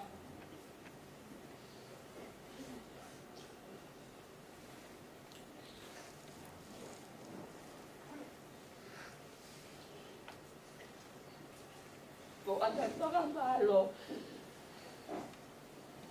Ke te koe whae Kaufusi. Malo ngai na konaki. Mo ngai. Ko loa lelei. Nā ke hanga tōku mo ki mātou. Te hoko atu. Ko lea wha osi. Ki e konga whanau. Ki a matongani. Mo whapapau e mo tareki. Ke pule o mo ngai whamiri. Kei tōku mai whikau ma mawhakati mātou. Ke mawhakau. Ana hiki ai. A whaen. Nā nanga whakatala katoa ia te mātou. Whanau. Hau e ke mauta mai. Nā o whai. Nā ne tuku peke au ki Failotu. Te gai ke lava mi te ni mai ne tanu tu. Ko mau e tala. Ko whaen ko nei. Ko hao ko ke tamai. Tamai tua ki tuahu. Aru e me ke me. I kai to iu e au na wawa te hapea ni. Ko lua e te au he ka. He te ale na he kai tamai. Ma ko nonga mai hala. Ko lele ma mi pe ngo fulu. Kama mi te wanoa e mali mai. Ko no inga. Ko ilo pe.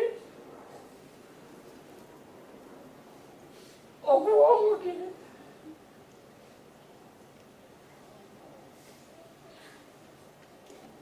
Ai mune fale fita kone. Ma lele whanongo. Mo whenga pe kei toa. Ko iko se ke matano. Ko vea kia. Ke whewhea ke. Goi ne tari ko saipe. Ko e ko atoa te nimo. Ai tau whamotoa. E whawhetai ko ke lesa eiki. Mauto anu hai. I tai ni tai. Ma o whai. Mo atu. Ka mau hoko ata kono atu. Ke whaito. O koe whaka apu. Ke tau kapu ki au. Ko mau e whalahi at whamiri. Ma whamalo. Ma loto homu ia. I he whias po ngai pera maari e. Ko tau kau whakatahai e ahu. Newa whahaha.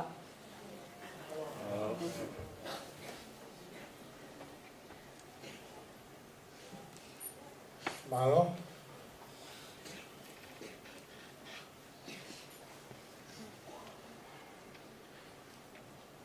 Ake whainga maari e koni, ka mai tātai whaikau, ai a koe se whāni ia, o e eki,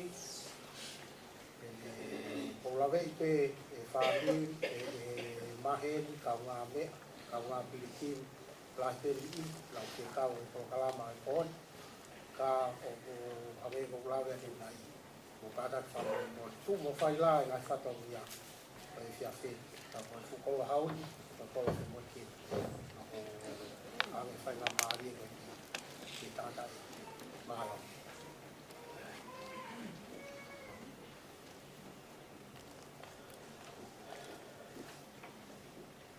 O kore peke u whamamara te nai kara whakapu tau peku o kamata o e whiriangan.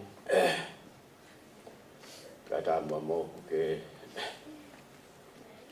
tarang fua ki e o tutu o e proklama o e pōkoin. Te kamea whaingo whako ke te au. E tō ke whamatara. Ai mahuinga mai hounga ke te au.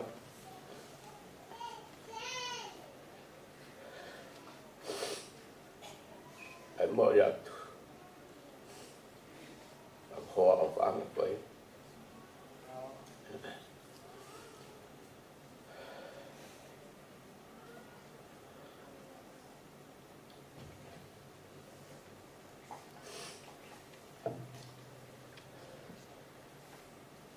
Kabau teu, tara noa ki he. Kamataanga e ma, whanonga mai.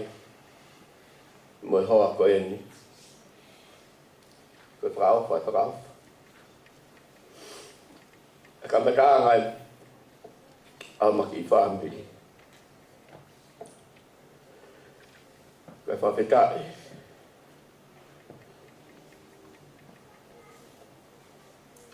Koe mahina koe whahi ngā loto o e kauha apai ai mea koe whapoto. Nea mo e ki ngā ue nā ku whanga kaunga tā maki ai. Pena e riaki ai whānau pia mo e hoa. Kai whai ai whenga. Taimi ko ia koe toko ua pe e mawhanau. Koe lahi pe ko pe taka mo uriki. Fitu tolu ia. O kamata whakakaunga tā maki. Ie wheparau ake e kautaha wakatonga. Himurini. Koe whanau nou e tā noa. Koe kamataanga o e whakautua o e mahaki o e whae koeni. Loro tō ngai aku mau alu o ngā ue i siamane. Ko mau kontureki na mau alu o e mahina e hiwa. Ka koe whaosi osia e mau koe mahina hiwa ia a manakia ke kamata e mau whoki mai ka arangi kurupu e taha whitoku ki mau tolu.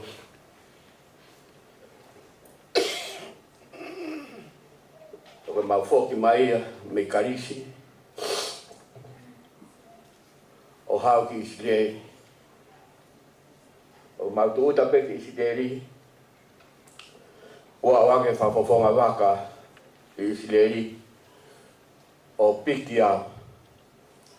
Ka mai ke ma hau ki ofisi. O kuwhie mau ke u. Rea mai ki tonga o kia e mea aku hoko i hoki whaapiri tonga. Pea u hau ko ia maarere mai e ka me whafonga ki he ofisi waka. O whai mai a Fetu'utaki ki tonga. Pea whahange pea me tonga. O ku tokoto i whare mahaki. A o ku hoa. Pea whia mau ko e wawe taha pe ke u whoki mai. Pea mau o mai anu Isilei ki siamane. Ke u toki puna pa me iai. Pa mamai o ku mate ai waka. Te ke mawau ki siamane ka whenua tonu hipa mukarisi. Pea u pukarewa he ka taha waka. Ai waka ke age au whahifo au pa me he waka. Kai ngahi ai waka ia ke whafoki mai au. Ko hau ko ia o puke. Pau ku mahino ki a te au ko e paraparema o e puke ko e ni fulahi tarangata ai o ua tangata. Pa mahau ko loto mamahi.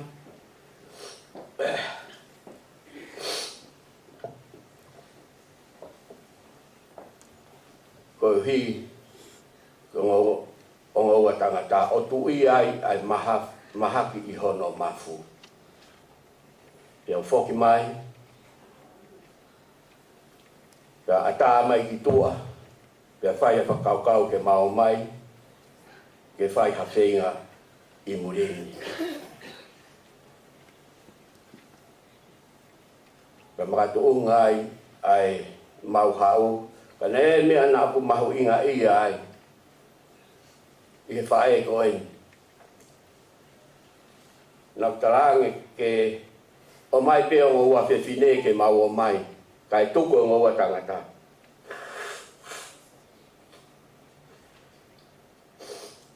Ta mai e ia. I kai lawa ia ke tuku o ua tangata. Ka paurewa e tuku o ua tangata. Sa ke pia ke malolo pe ia. Ke mate pe ia. Ka pau e tuku o ua tangata. I tonga. Pea whai e tā noa mo ri whau. Pea ta mai ri whau. Pea haa o hinga. Ko hi uiai peho ku kai ngā toto heni. Te nau rawa ke nau tolo toka ngai. Aho na sino. Ka ko hi ko na rau maari he. Ke kai nau rawa na tolo toka ngai. Ka ko no hinga ia ko rota iau. E ri whau kai ke u. Ka pake ke ave ngōua tangata au siaga pia ke umate pe au ia hena. Mahu inga nge pia ke te au ai lau maari e.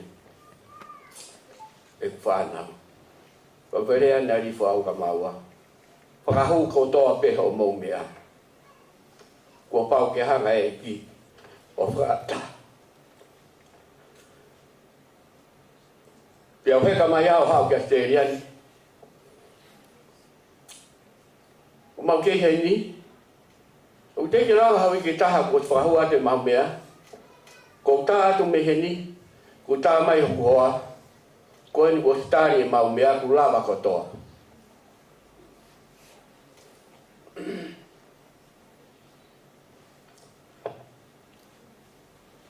O matunga e Moimoi ko hi ko whenga. Ko talu me iai e mau hau ko iana mau hau. He walu. Mohono mahaki ko e ni. O au mai pe ni. Ke ne marolo ko ni. Makatuunga pe. I whangata ia nai mo ua e ne mou. Ka ia mea ko Manatu Melie ai ki hoku hoa. Ka ne tae oua. Ka ke maua e mou i ko ni. E ne hanga wili taki pe mo ne toho pe au. Ko hi. Ko ne ofa kulau maari. Ko ia ku. Whamaro lahi a. Kaufusi.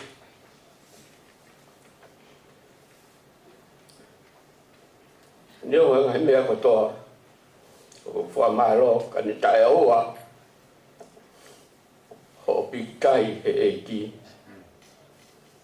I kai ke ulawa. O au ke tunga koen. O ko iai.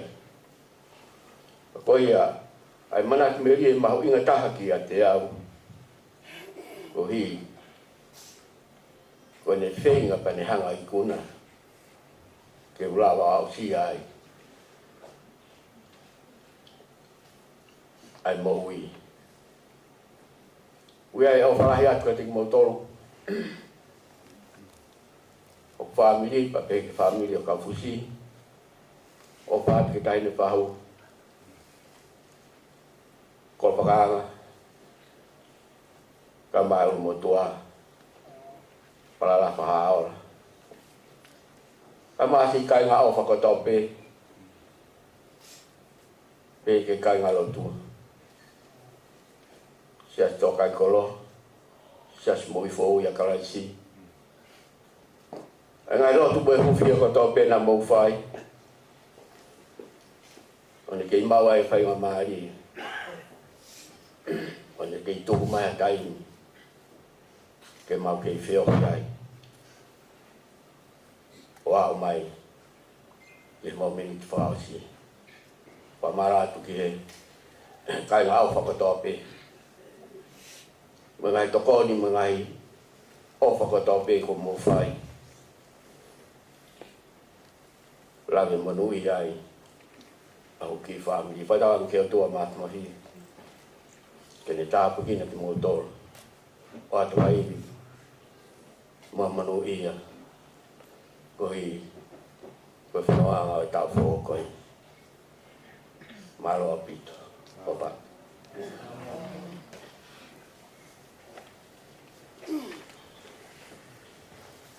Ka whaftai ko tau peki o tua maf ko ia ko i kuna mo tau tolu ai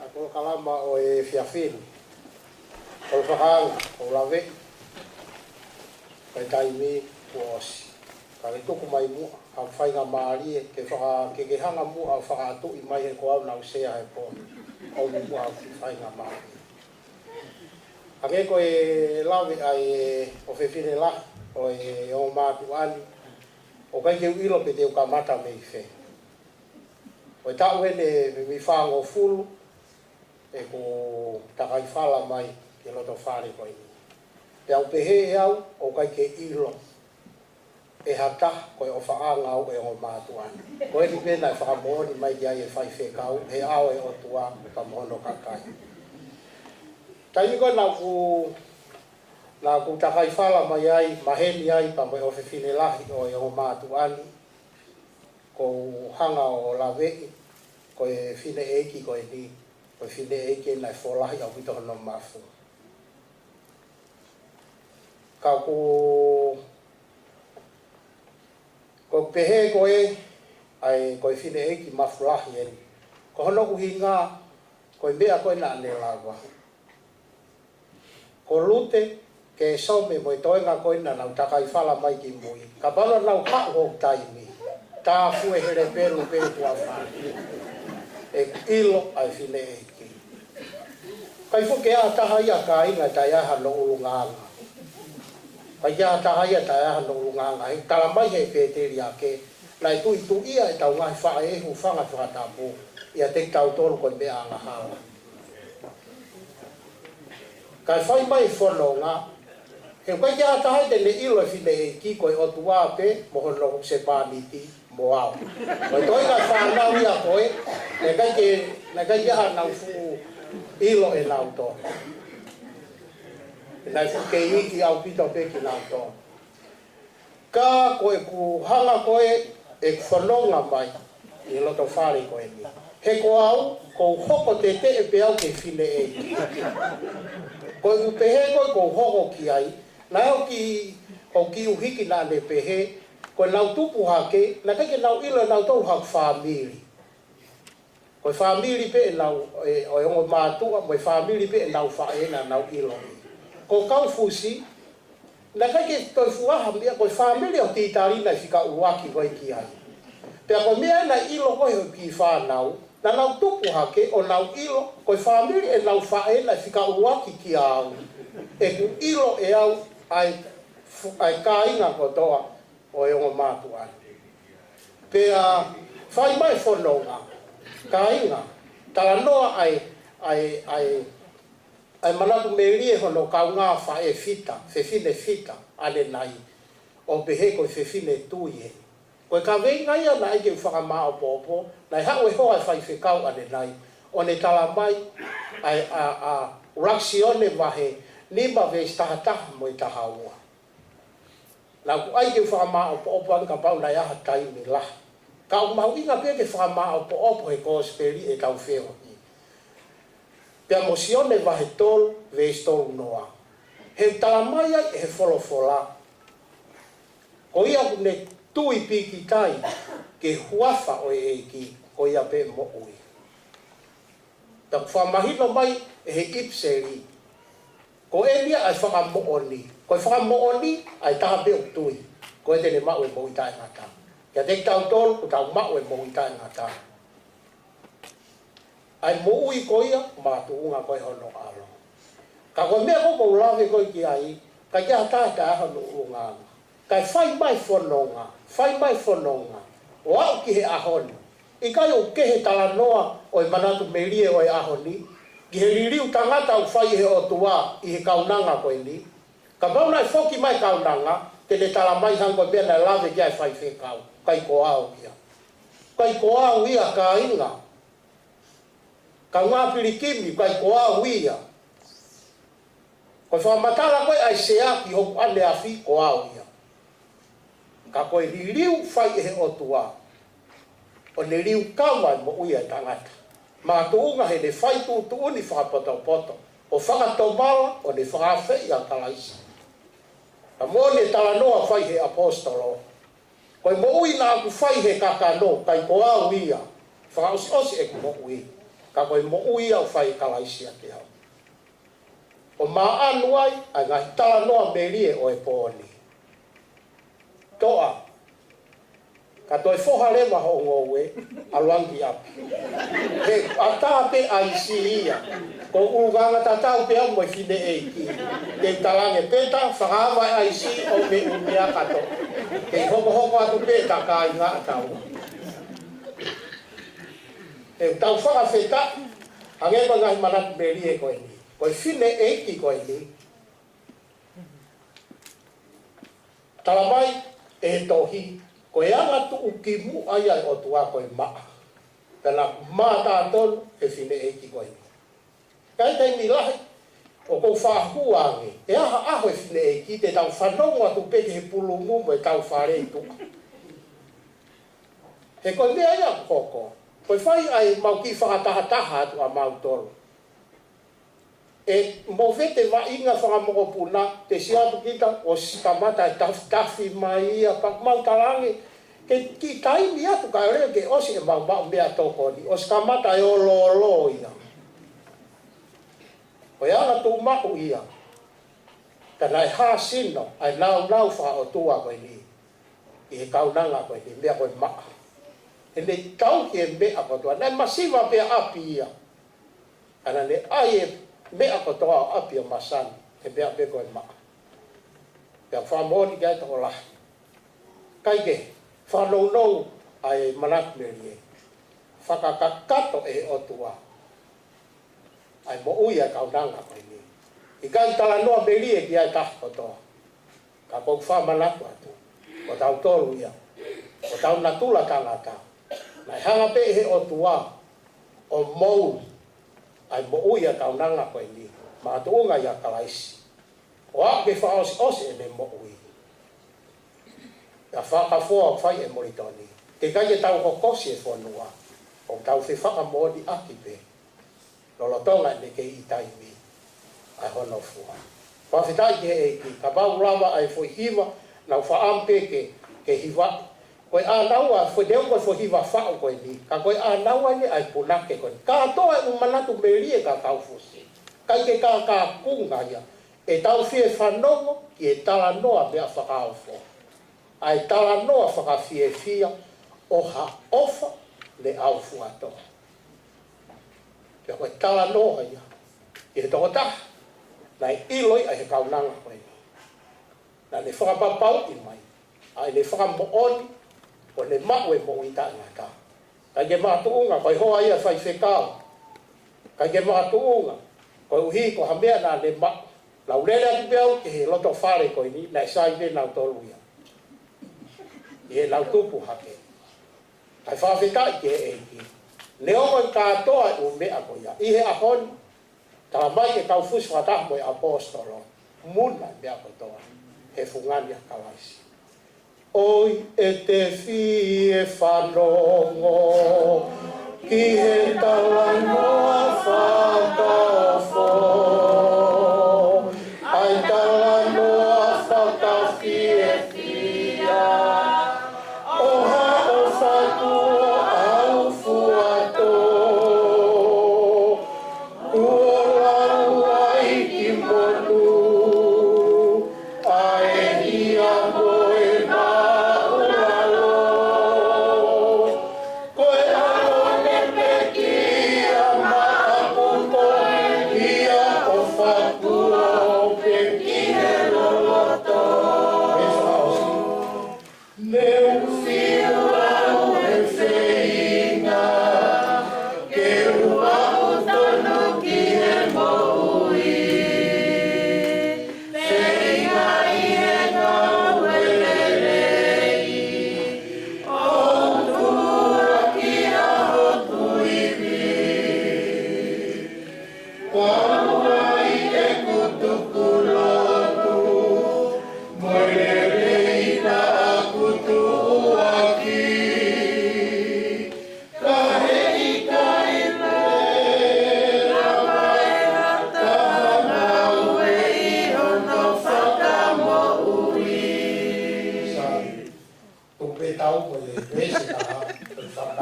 koe atu. Ka kou mahu inga ia, ka toa Manatu Melie ke kaunanga koe ni. Kai ke te aha Manatu Melie ia, e mahulu aki.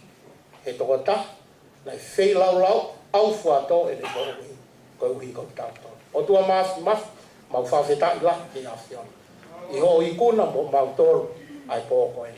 Mau whakamaloa, wai ngai tala noa Melie, whekau aki po e kaunanga koe ni. Kau tala mai he apostolo kai ki aha mau whai keke. Whakawheta, na ke hanga whanau nau aki ia. A kalaisi, i he ele mo ui. Pea hoko a kalaisi, koe toko taha ia kuririu. Hange koe kalanga whai he apostolo. Ka ia kalaisi hata. Fo o ele mo ui. More hono ane a whi. O hoko ia fo o. Mātu unga ia te ia. Whakawheta ia tu eiki. Mau whamaloa. Ko ia koe family, whamaloa. Ko ia koe kaunanga koe. Na ke om, kaunanga nai ofa i he awhiona. Kaunanga na ne mo uia ke awhiona. He tala noa ki ai pa whamo oni ki ai. Ai family o au ki he uitou. Ka pauna i kai, ai kaunanga, ka koe mima ngā ue ia o e awhiona. Fou mai ia te ia. O le ngā ue, mua toi taotake. O no hose pāmiti totonu. Ke le mahe. Ai pure anga o ia fia. Mau whawhika ia. E ngau e whae wangeri o, fau i he kaunanga. Hoko e whae. Me hanga o hinoi i e whanau me whakamahapuna. Kau ngā pirikim eiki. Ta koe tala noa ia whai i he tohi. Mau whetokoni aki lolo tonga mau maku whai ngā maari e. E ka hiri e whanonga koe ni. E mau ngā osi a i tāni. O i kolo tae ngata. Na ke tala ofa mo mauto. Whai tāpu e ki nā. Ai e fia fini, pa mo ngai whatongia ko toa peo toi. E tuke tāpu hai peo hua whao, tae ngata peo tae ngata. O ia mau lotu mai whawhita, whai ko tau pea Klaisko alo, ka ko ia peo mau whamo. Ta koe keresa iko sisu Klais, o whalai ai o tuako e tau tamai. Wheo hi ono lau maari e maori o ni, no fo ia iti mau tolu pea whai mau ai pe, o tae ngata, pea tae ngata. Amen.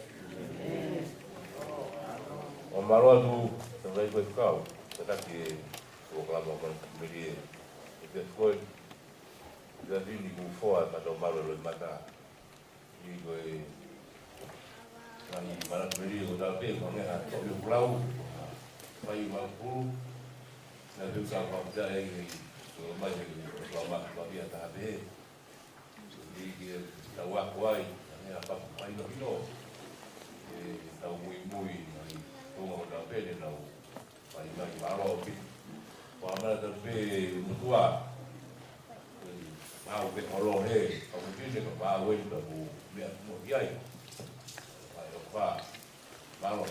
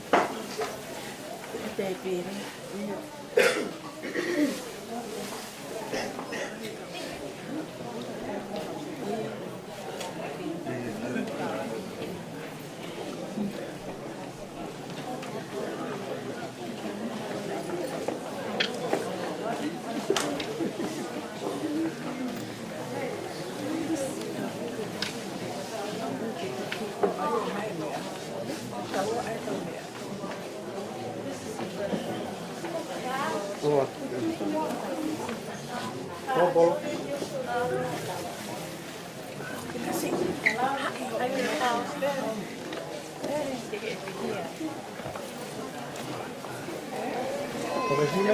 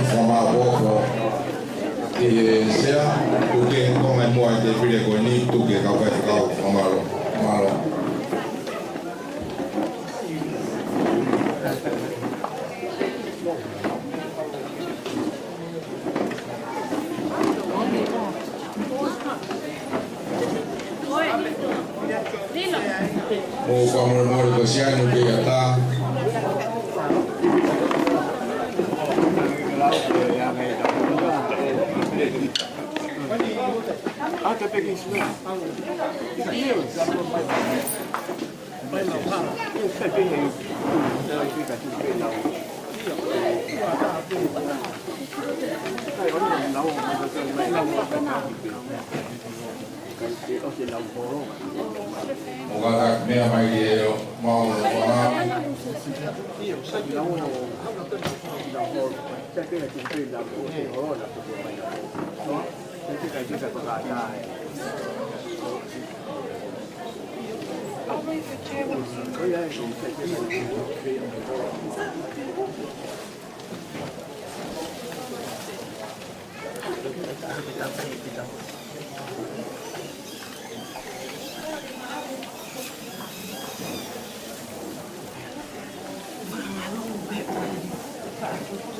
Kadang apa boleh, tu macam kuah, tu bini dia tahu macam kuah, dia macam kuah kalau ini, sama kau isi, kalau dia apa yang kuah tahu, yang mak boleh, dia tahu boleh pakai sekali, dia tahu, dia itu satu dari hal.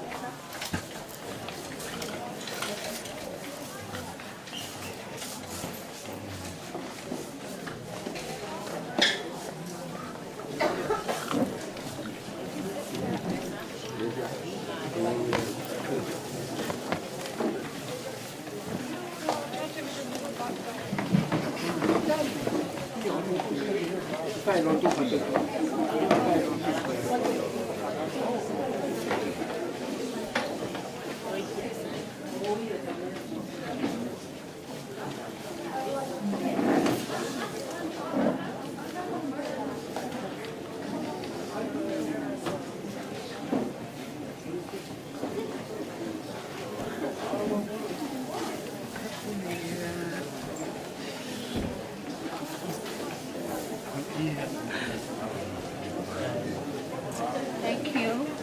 Happy New Year.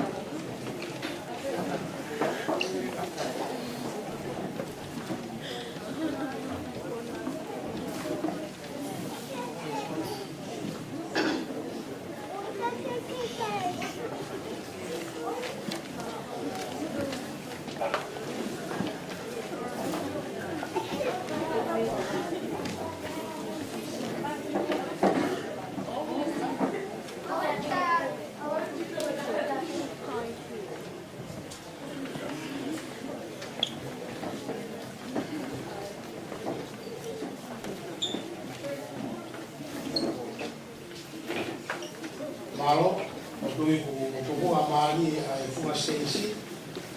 Ke wai pe foi respeta, a ku fafi ku ma la u fa coste, e ni ha la fai ai lot ta ki ai ofa, e te u fa mili, a ku fa na lu, ku fa na coste. E o ta la ni ha o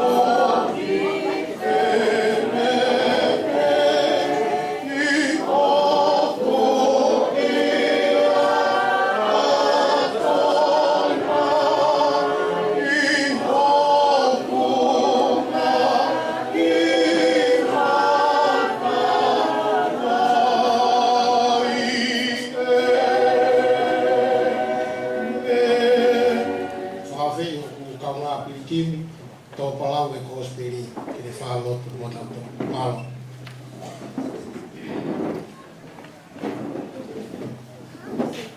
Fetu'upongipongi. Tabai mafmaf mau tabai tanaka afion. Mau fafitango whamaro taramai e whawhara. Ko e ranga moko pe afion. Kumtoro ia e mau ngahi hoa. Mau sia mai a hue. Ko e ua whapea whenau e ke mau au hai. Ko mau whafkane ku whamaro. Ko e mau siama e whiafkoe ne tua pe mau kau whataha. I he haua me te koni koe ni o tua. Ko e tūtua ni te ia e a whione o tua. Mau whafkane ku whamaro ko e ki koe whamiri. Ko e te o whai. Ko e ki nasia i hau eki. Ko e ki kau whaiwhikau. Pehe ke sia si pa kau ngā mea au whakumau kau whataha i e whai whawhikai o e mbo ui e kau nanga koe ni ko ke whai kia i ho ui maa o ni o ni eiki. Mau kori hea whiona ke ona a hoko e ni ko ha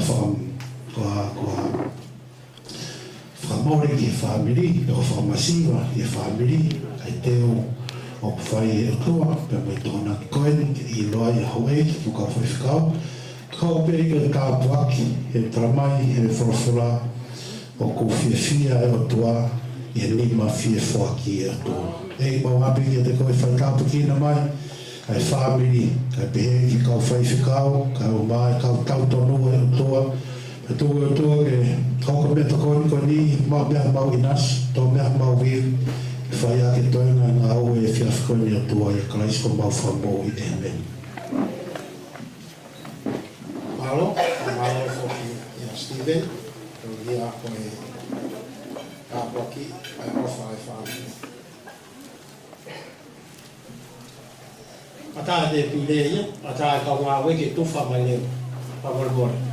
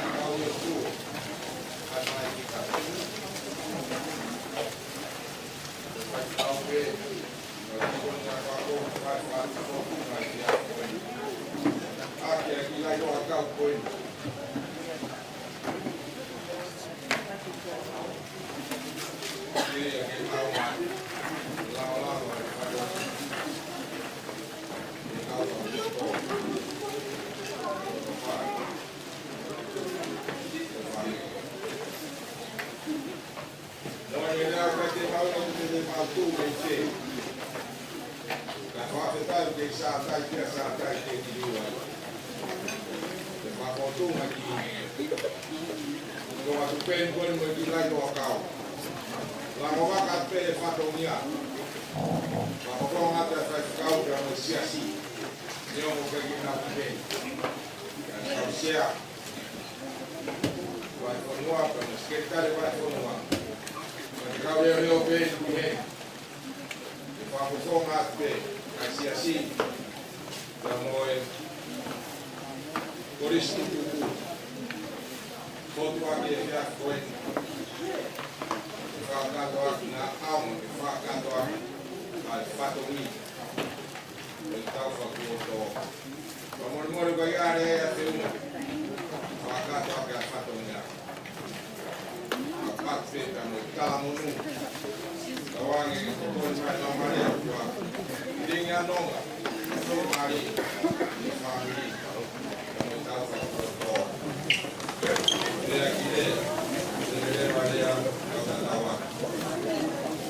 Tapu i takafalu e langi tau takaba. Ai sila tolu. O tai mahakurea. Nablar. Tapi fala me makakula wes. Sabuat kita makai kau. We hari baite. Tapuatu katoa kule i Fetu'upongipongi. We ha faula lo fonua. Tapuat ke solama taka bubu. Kere ikin. Kule keu amalu-malu he talai ha mawiloa ha tekelangi to. Kai tu keu malu fafa he teolosia fuka ki bringia. Kau feia fa malo.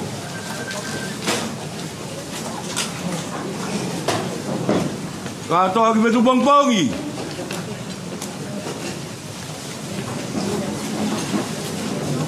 Talu eto ya fa maka. Langi tu pe ai hoklot fale. Tu holo agi he kau tanga dari fai fe kau. Loto fale ki tari. Iriu ko ya tare. Ui gele o me halonga mafi e marie.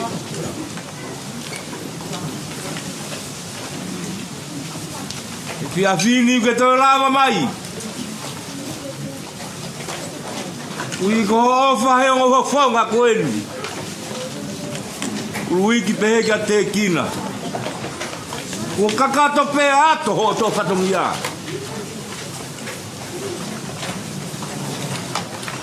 Kai ke wo fai. I ko tau hilotu o fai. O ni pe ipseria Paula kana karetia. Haia e via filho. Mo tou fe fuagi o mafasianga. Mo sikia lao. Amaloat.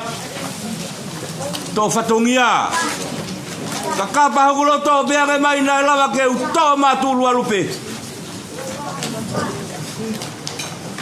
Sinel tu vai masih tangata o tu palanete o tonga motua. Ma fulele motolo mo fugu. Saka fono atu aki. Ka to aki Fetu'upongipongi. To fatongi aula.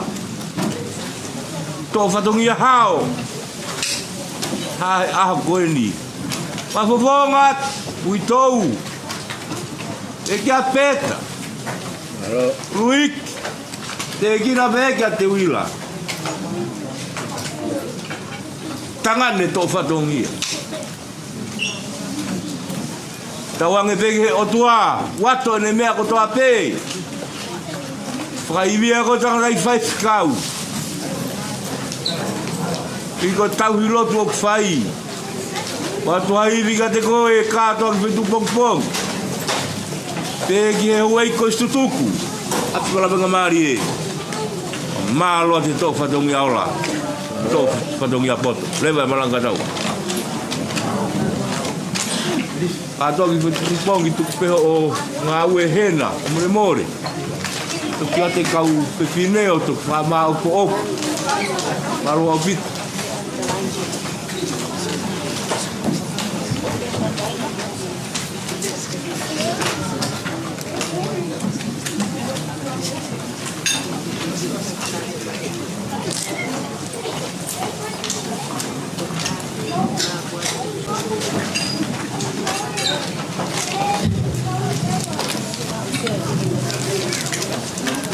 Cái kia là của ta phải chịu khổ.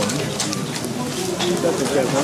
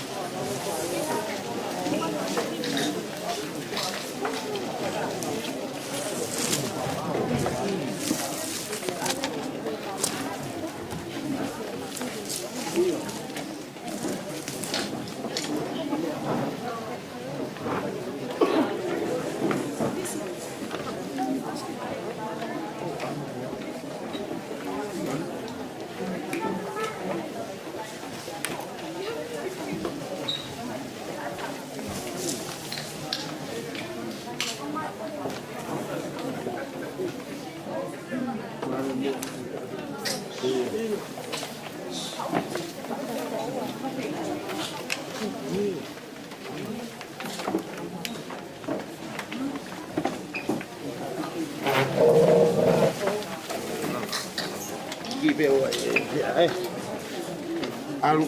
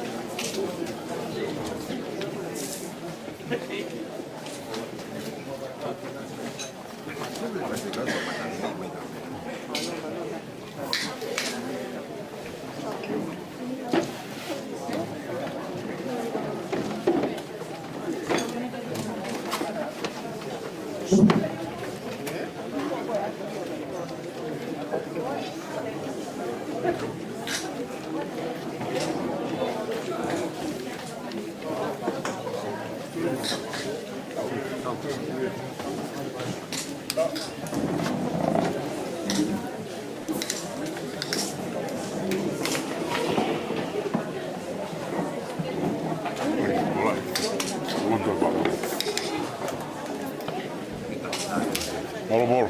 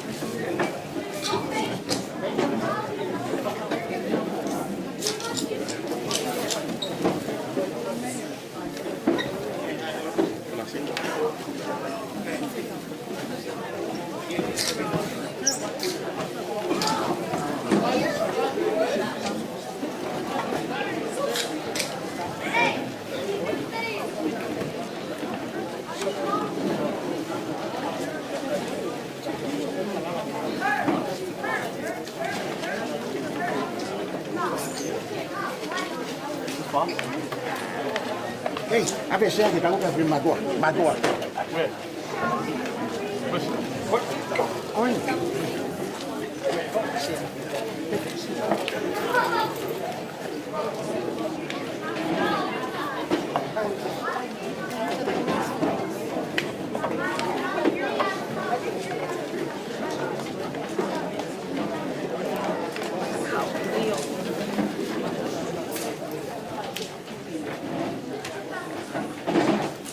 Calle con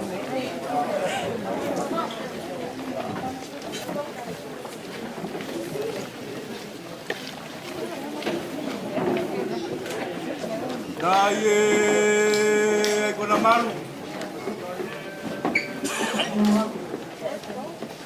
Dai Katolik Bai. Dai Tokakie. Maftaye tokakie. Dai Lalangakie. Maftaye lalangakie. Dai Kukanga. Maftaye kukanga. Maftaye lalanga. Maftaye lalanga. Maftaye lalanga fala. Maftaye lalanga fala. Maftaye tu makamoko. Maftaye tu makamoko. Maftaye tu papalangi. Maftaye tu mapapalangi. Maftaye teu. Maftaye teu. Tangawe. Tangawe. Obrigado, mafi. Oi ai hau wharewa he universia o tau iai. Papuki e. Tama pini skau ni. Nisi tu bodoa. Ukala. Wawai. Tapa tu ke fau. Alo. Kei mau atu e whalangi lang. Tapa atu kola whanga.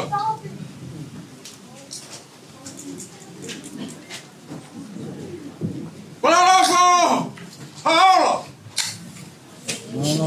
Oh. Wai whakapure. Watapuake. Ia whae fita. O hore whakata hai ki tau tonu. E ho wakoi. Kaufusi Kolomalu. Toka pe. O toka anga. Tabuat.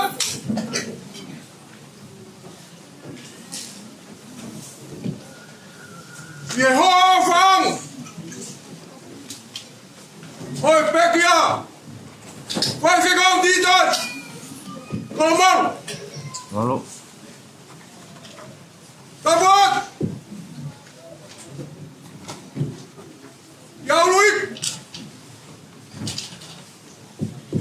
Pekina. Pege o tua whawhine. Elisabeth. Ama te wilo. Tabuat bia o family. Tabuat bia o motua. Tabuat. Ie kere e Latu. Ai api ka Fetu'upongipongi.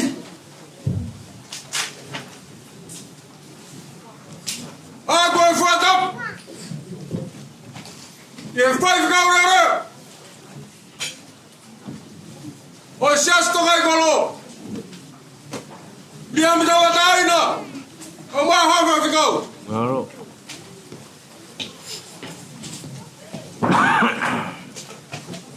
E tuku ke au. Whatu lauat. E ngahi tala whatap. Ua kamatak. Ai whiahi ai pōkoi. Ua whanga. Tuku pe mua ke uhi whatu pe i tau mua. O talo i o whatongia. Alo. Ai aho kua osi kotofu. E hea toa mafi mafi. E tau i heni ai. I e api ka Fetu'upongipongi. Alo. Mau i heni. E mai whai whikau e wā whanua. E pei. I e kau whai whikau ala kotoa. E mai kāinga mau i whau i e kalaisi. I e wāhenga. Sanei. Ke whanga whawhanga iat. Ai whai whikau tak. Oi ki whai agai. O whanga. E ioi pēwa ki siasien.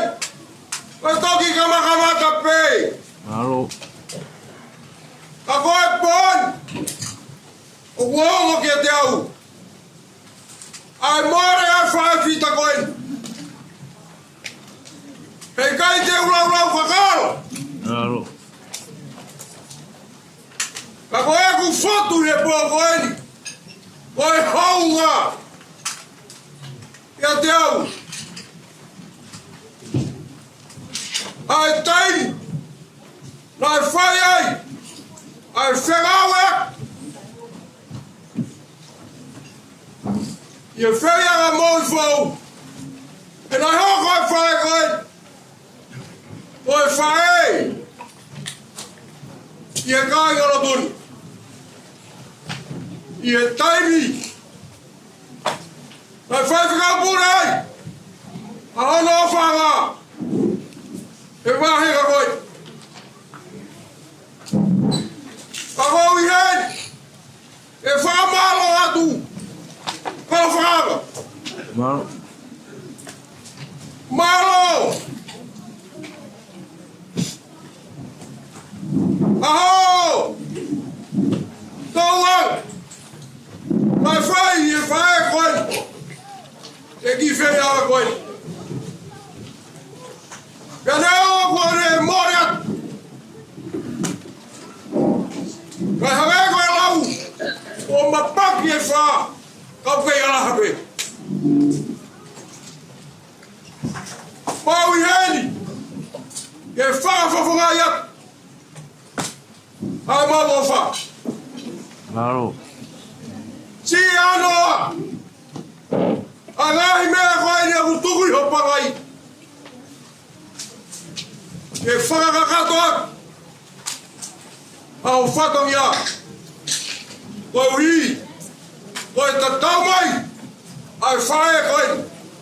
I he loto whare o siasi. Malo. Wan. O whakatua pēr whakatua ngā. Au whanau. I ngai manatu melie. Ai ngau e nai whai. E whai whita koe. O whaang. O whamori ka kato ki ai. Ai ngau e whai whita koe. Nāne tauanga. Malo. I he siasi. Au mai whamiri me mai whanua. Malo.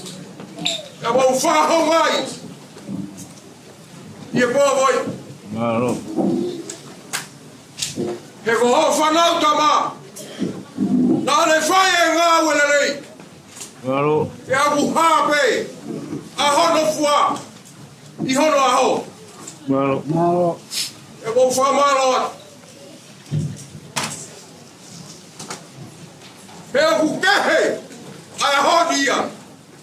Moni. O wau tangi aroi matu. E aku uhu ke te au. Koe more. Ai whae e koe. Me no te whare o siasi. Ko ta wahe ke atua mafi mafi. Ko na whaanga. E ne atua e nonga. Koe fie maari ei. Kia te koe. Au mai ui tau ka mai whanau mai whamopuna. E more atua e whae whita koe. I hoko hoko atu. Ai ngā wene rei. Nai whai he whae whita koe. Tua whak. Rou. Kau fau atu e. Rou. Kau toi voi.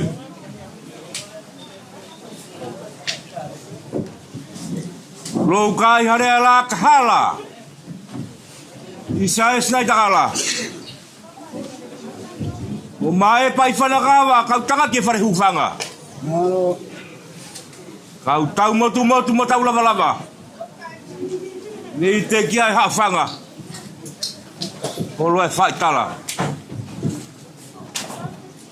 Tu ke u whano whano e vai oro pānga te puri. Pe ki o koko a whine mūlangi. Pare māma kau whei atu a whamalo. Malo. Pare māma. Tō runga hao tō whatongia. E whia kon. Tō e pege ke tō mai matala agi ki lau mai mui. Ne ngulala whanga ino muka. Ui ko fu pea goni ne whatu whakapoki whahe kosau. Toka i e whae pitani aa. Api lai whawhana akulo i mata. Kaka ne siu monu siu mala. Kane na whanu mahua mak. Api lai fui lupe ia lala. Maka nau ta koloa, mama. Ako ho lava mai via fini. O me longa mafia mari. Pakapulu-pula ka titari, peke au ai witou. Peke ai whanau me pakapula. Mei te ke motuani. Heke pralafa hao la o kote e kapini. Ua te whakatapu, a whakamalo ki whai whikau. Koe haa whai whikau. Kau whewhine te heke tunga mātua. Malo au witu ho tō whatongia. Hora pia haa ho tō whatongia. Koe mama pia nge mai na lava ke tu he tumutumu e tumuruga himaria. E te u te kenaki he pilamita I Kairo. Kau vete hivo haa ore one. Ka fono a tuake au whamalo. Tō whatongia pot. Haa pia koeni. Tawangi o tua tu hai vika te koe. Koe mama. Ka pulu a koe peke tangata e whai whikau me haa whai whikau. Kau whewhine. Tau hirotu whai whono hau lewa malanga tau.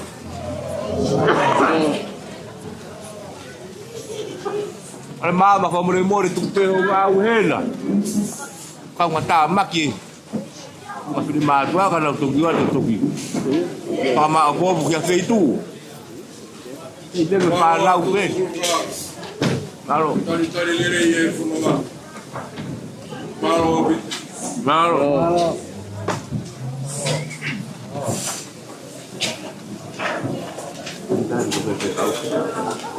Kena kau benar tu, iya, tapi kau nak.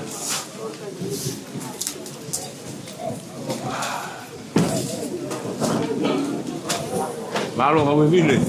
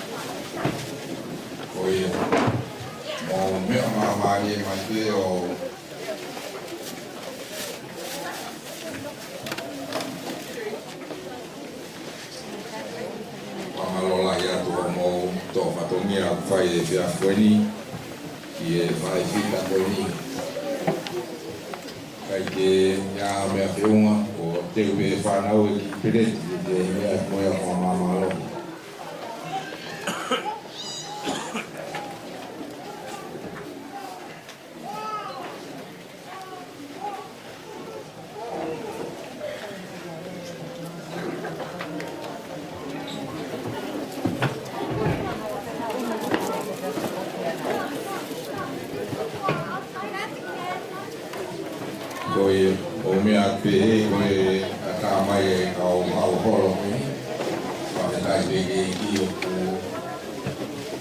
vai Maria me o to ki o ko ni ka mo e ka au vai ki ka ko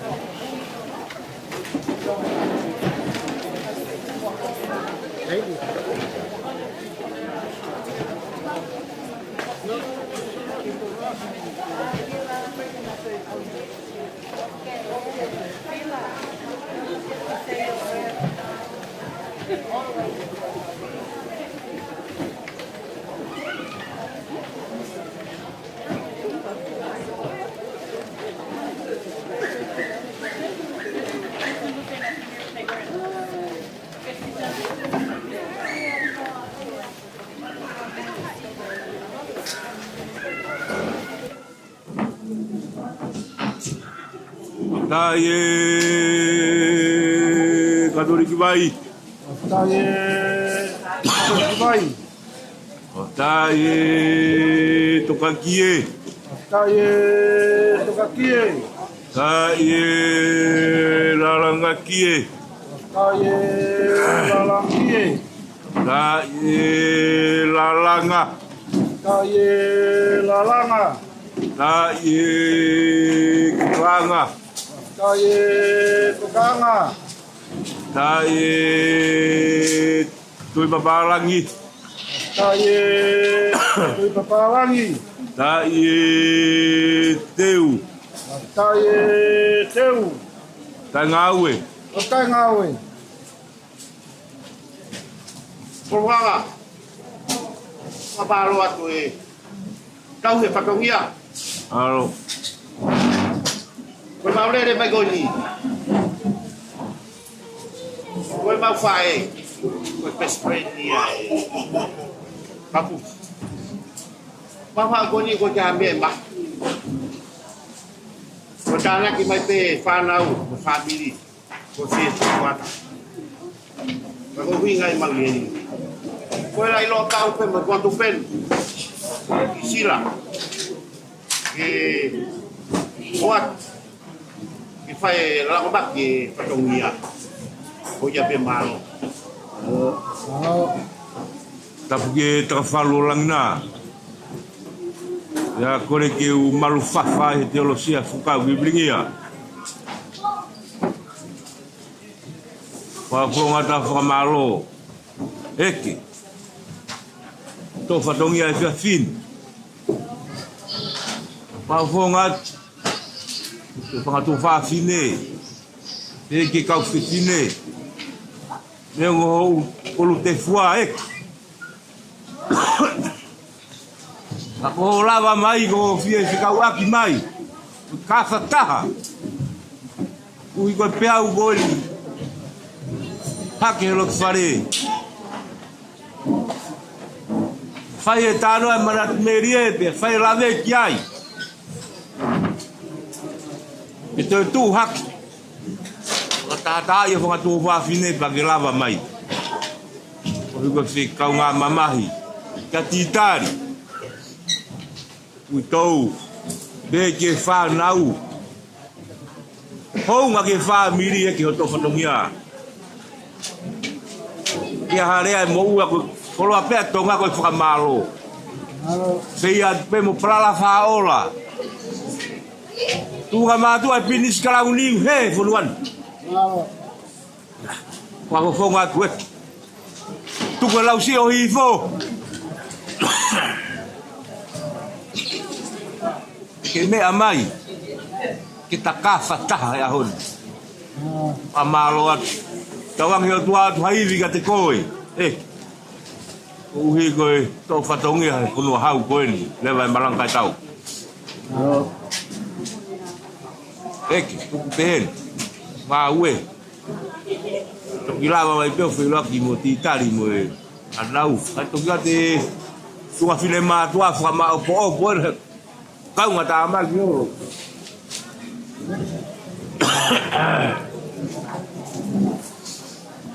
Malo, oia te.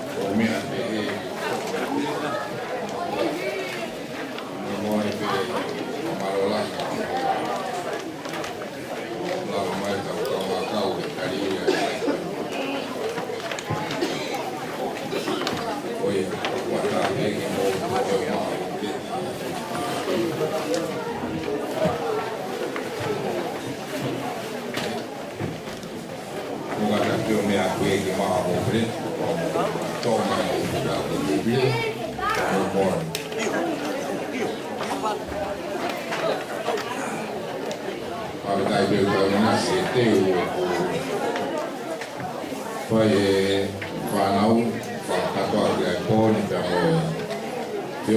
Manatu Melie ya.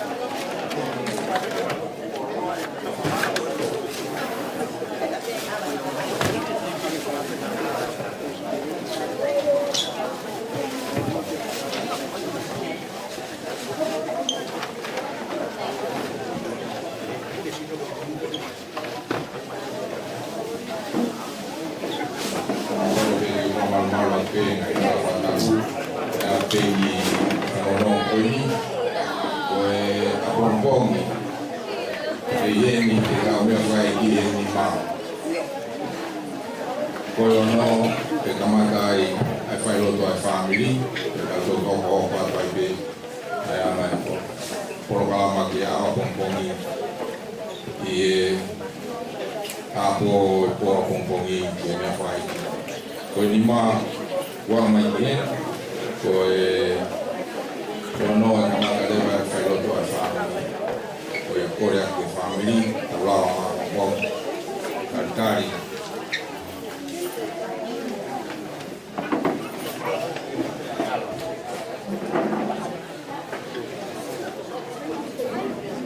koe a whamanata pe family au programa Failotu ai family i e kamata e ono e Fetu'upongi wata taulama maki ai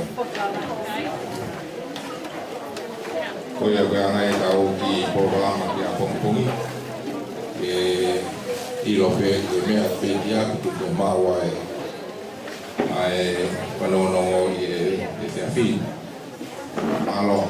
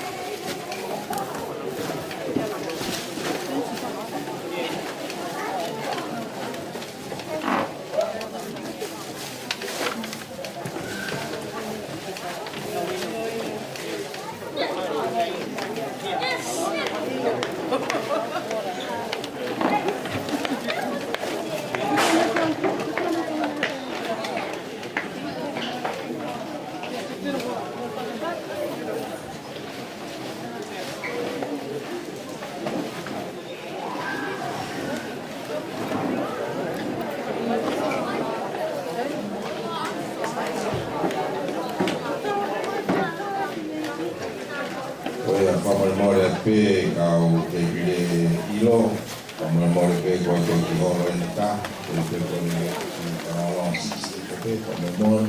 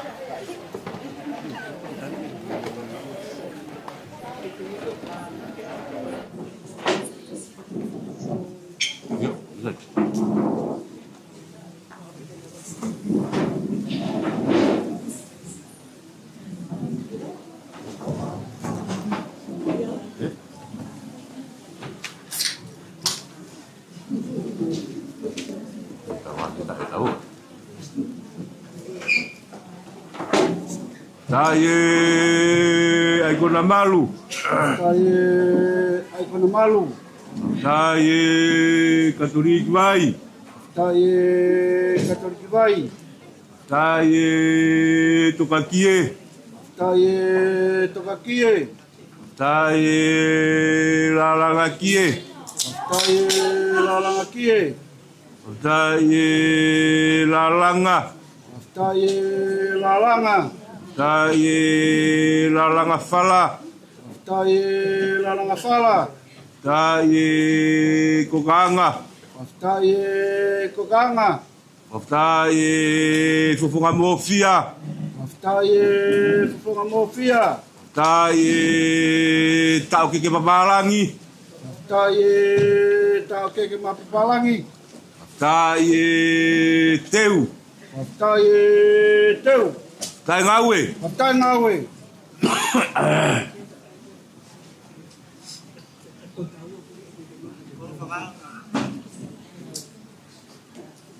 Kokole ke u fatap he afia ai o tu a to ha ha. Fatap ke u tu a. Fatap ke u to. Kai ma sa na pa ya. Au ato ai. Kai tu pe mua ko franga ke u. Fraho ko atu ko uinga. Mo ku fonga. E foto mai he fia ko en. Na takai fala mai ki lo to fale ko ni. Pe ko se fine me toka. Na e ofa ia te ao. Alo. I fine mo to a Kolosaline fata feile aloha. Finau Kolomalu Kavapau. Alo. Alo. Ka kue itu aia he taimini. Korinta aia. O sai dia e lau ngai ahoni. Pero que cai do maulele mai a mautor e a Rosaline. More que mamá por fakanga. O maulele mai he fia koen. O mo kopuna hono tolu. O Itali ka uma Kaufusi.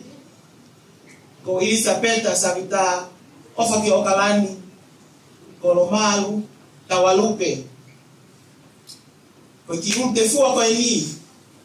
Ko o fifine be ai taha. O luiki kai uma a te tina ibaha Kolomalu. Nano. Ko winga ira e mau kakao mai me ngai tapa keke. Ne mo ai taulo fua ngai fatongia. Ka mau turi mai. O mai mai fana ga mai kai ngau fa ko ni. Ko mau ofa mai ke fifine ko Kaufusi. Hena ia e ane afu. Tako winga ko ki se fonga ko ni o isa peta. Ko kai ngalo ia. Itali. O mawa fala ia ke te koe. Pea mai tau wha koto horo te whare. Pehe ki tōna e whānau. Ke kua la langa ho tau whāmiri. Pea tau vete bea e mate. Ko e ki whanonga masiva e. He koe whāmiri masiva. O maulere mai ni ai. Ika i gai hama a me ai ma. Koe ki lai loa kau pe. Koe o mai ke tokoni. Ki whakakakato aki haki whatomea o petasi. Ki hono me hongo me hikitanga. Ika e ngata ai. O kui ai bea ki siu. O ku sisi au pito ai ki koe ni. Koe ki panga ni maafe. O fia ma o pe. Ke o mai ke o atu. Ke he ui tau ke ti tari. Ke la mom ki whatomea. Whamare mole atu. Nā koe ai ato whatomea e tō nou nou. E whamare mole atu e kutoa mui mo kutu ai mai. A si ngai. Koe o mai me i ngai whaitu ke. Mau tuturi mai. Ke whakakakato whatomea. Por whaanga. Papo koe ni. Ko whakok whatomea. Ko whatomea whakaua ki pēne. O tu ai mai ki whatomea ia. E tōk whakahoko atu. Mo whakaosi i pongpong tapu. Whamalo atu. I hono taitai a ki whanonga tu a koe ni. E vere vai rea atu a whata. Kore ke tā kawhataha pē. Tala kakato ko whia. Kau whia tu mo paralafa haola whamalo. Kau atoa. O atoa koe honi ku ke whotu mai. Se hei ka petasi. Leo ngoku o pure whae koenis. Ka koho lava mai. Whamahino mai te kai holoaki.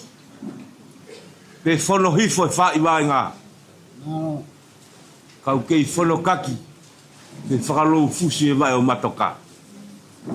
Ahau ni ke lava mai. Hange ko lave. Ai whe na e whale na e langa.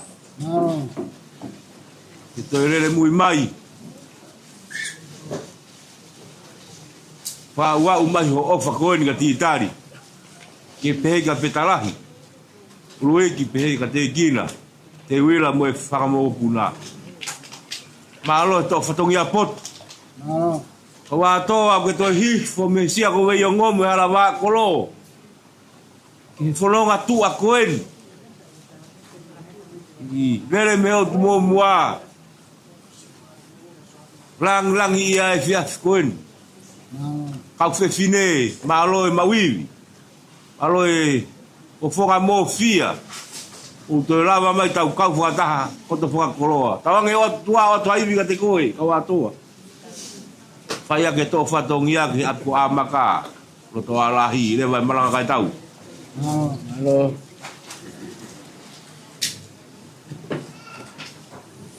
Kita si hau be mo e silao. Ai kona malu o mai ki hen. Ya tuku pe ngā ue hela ke toke o mai. Kau pe fine toke pe tuku. Kau ato a malo au pita.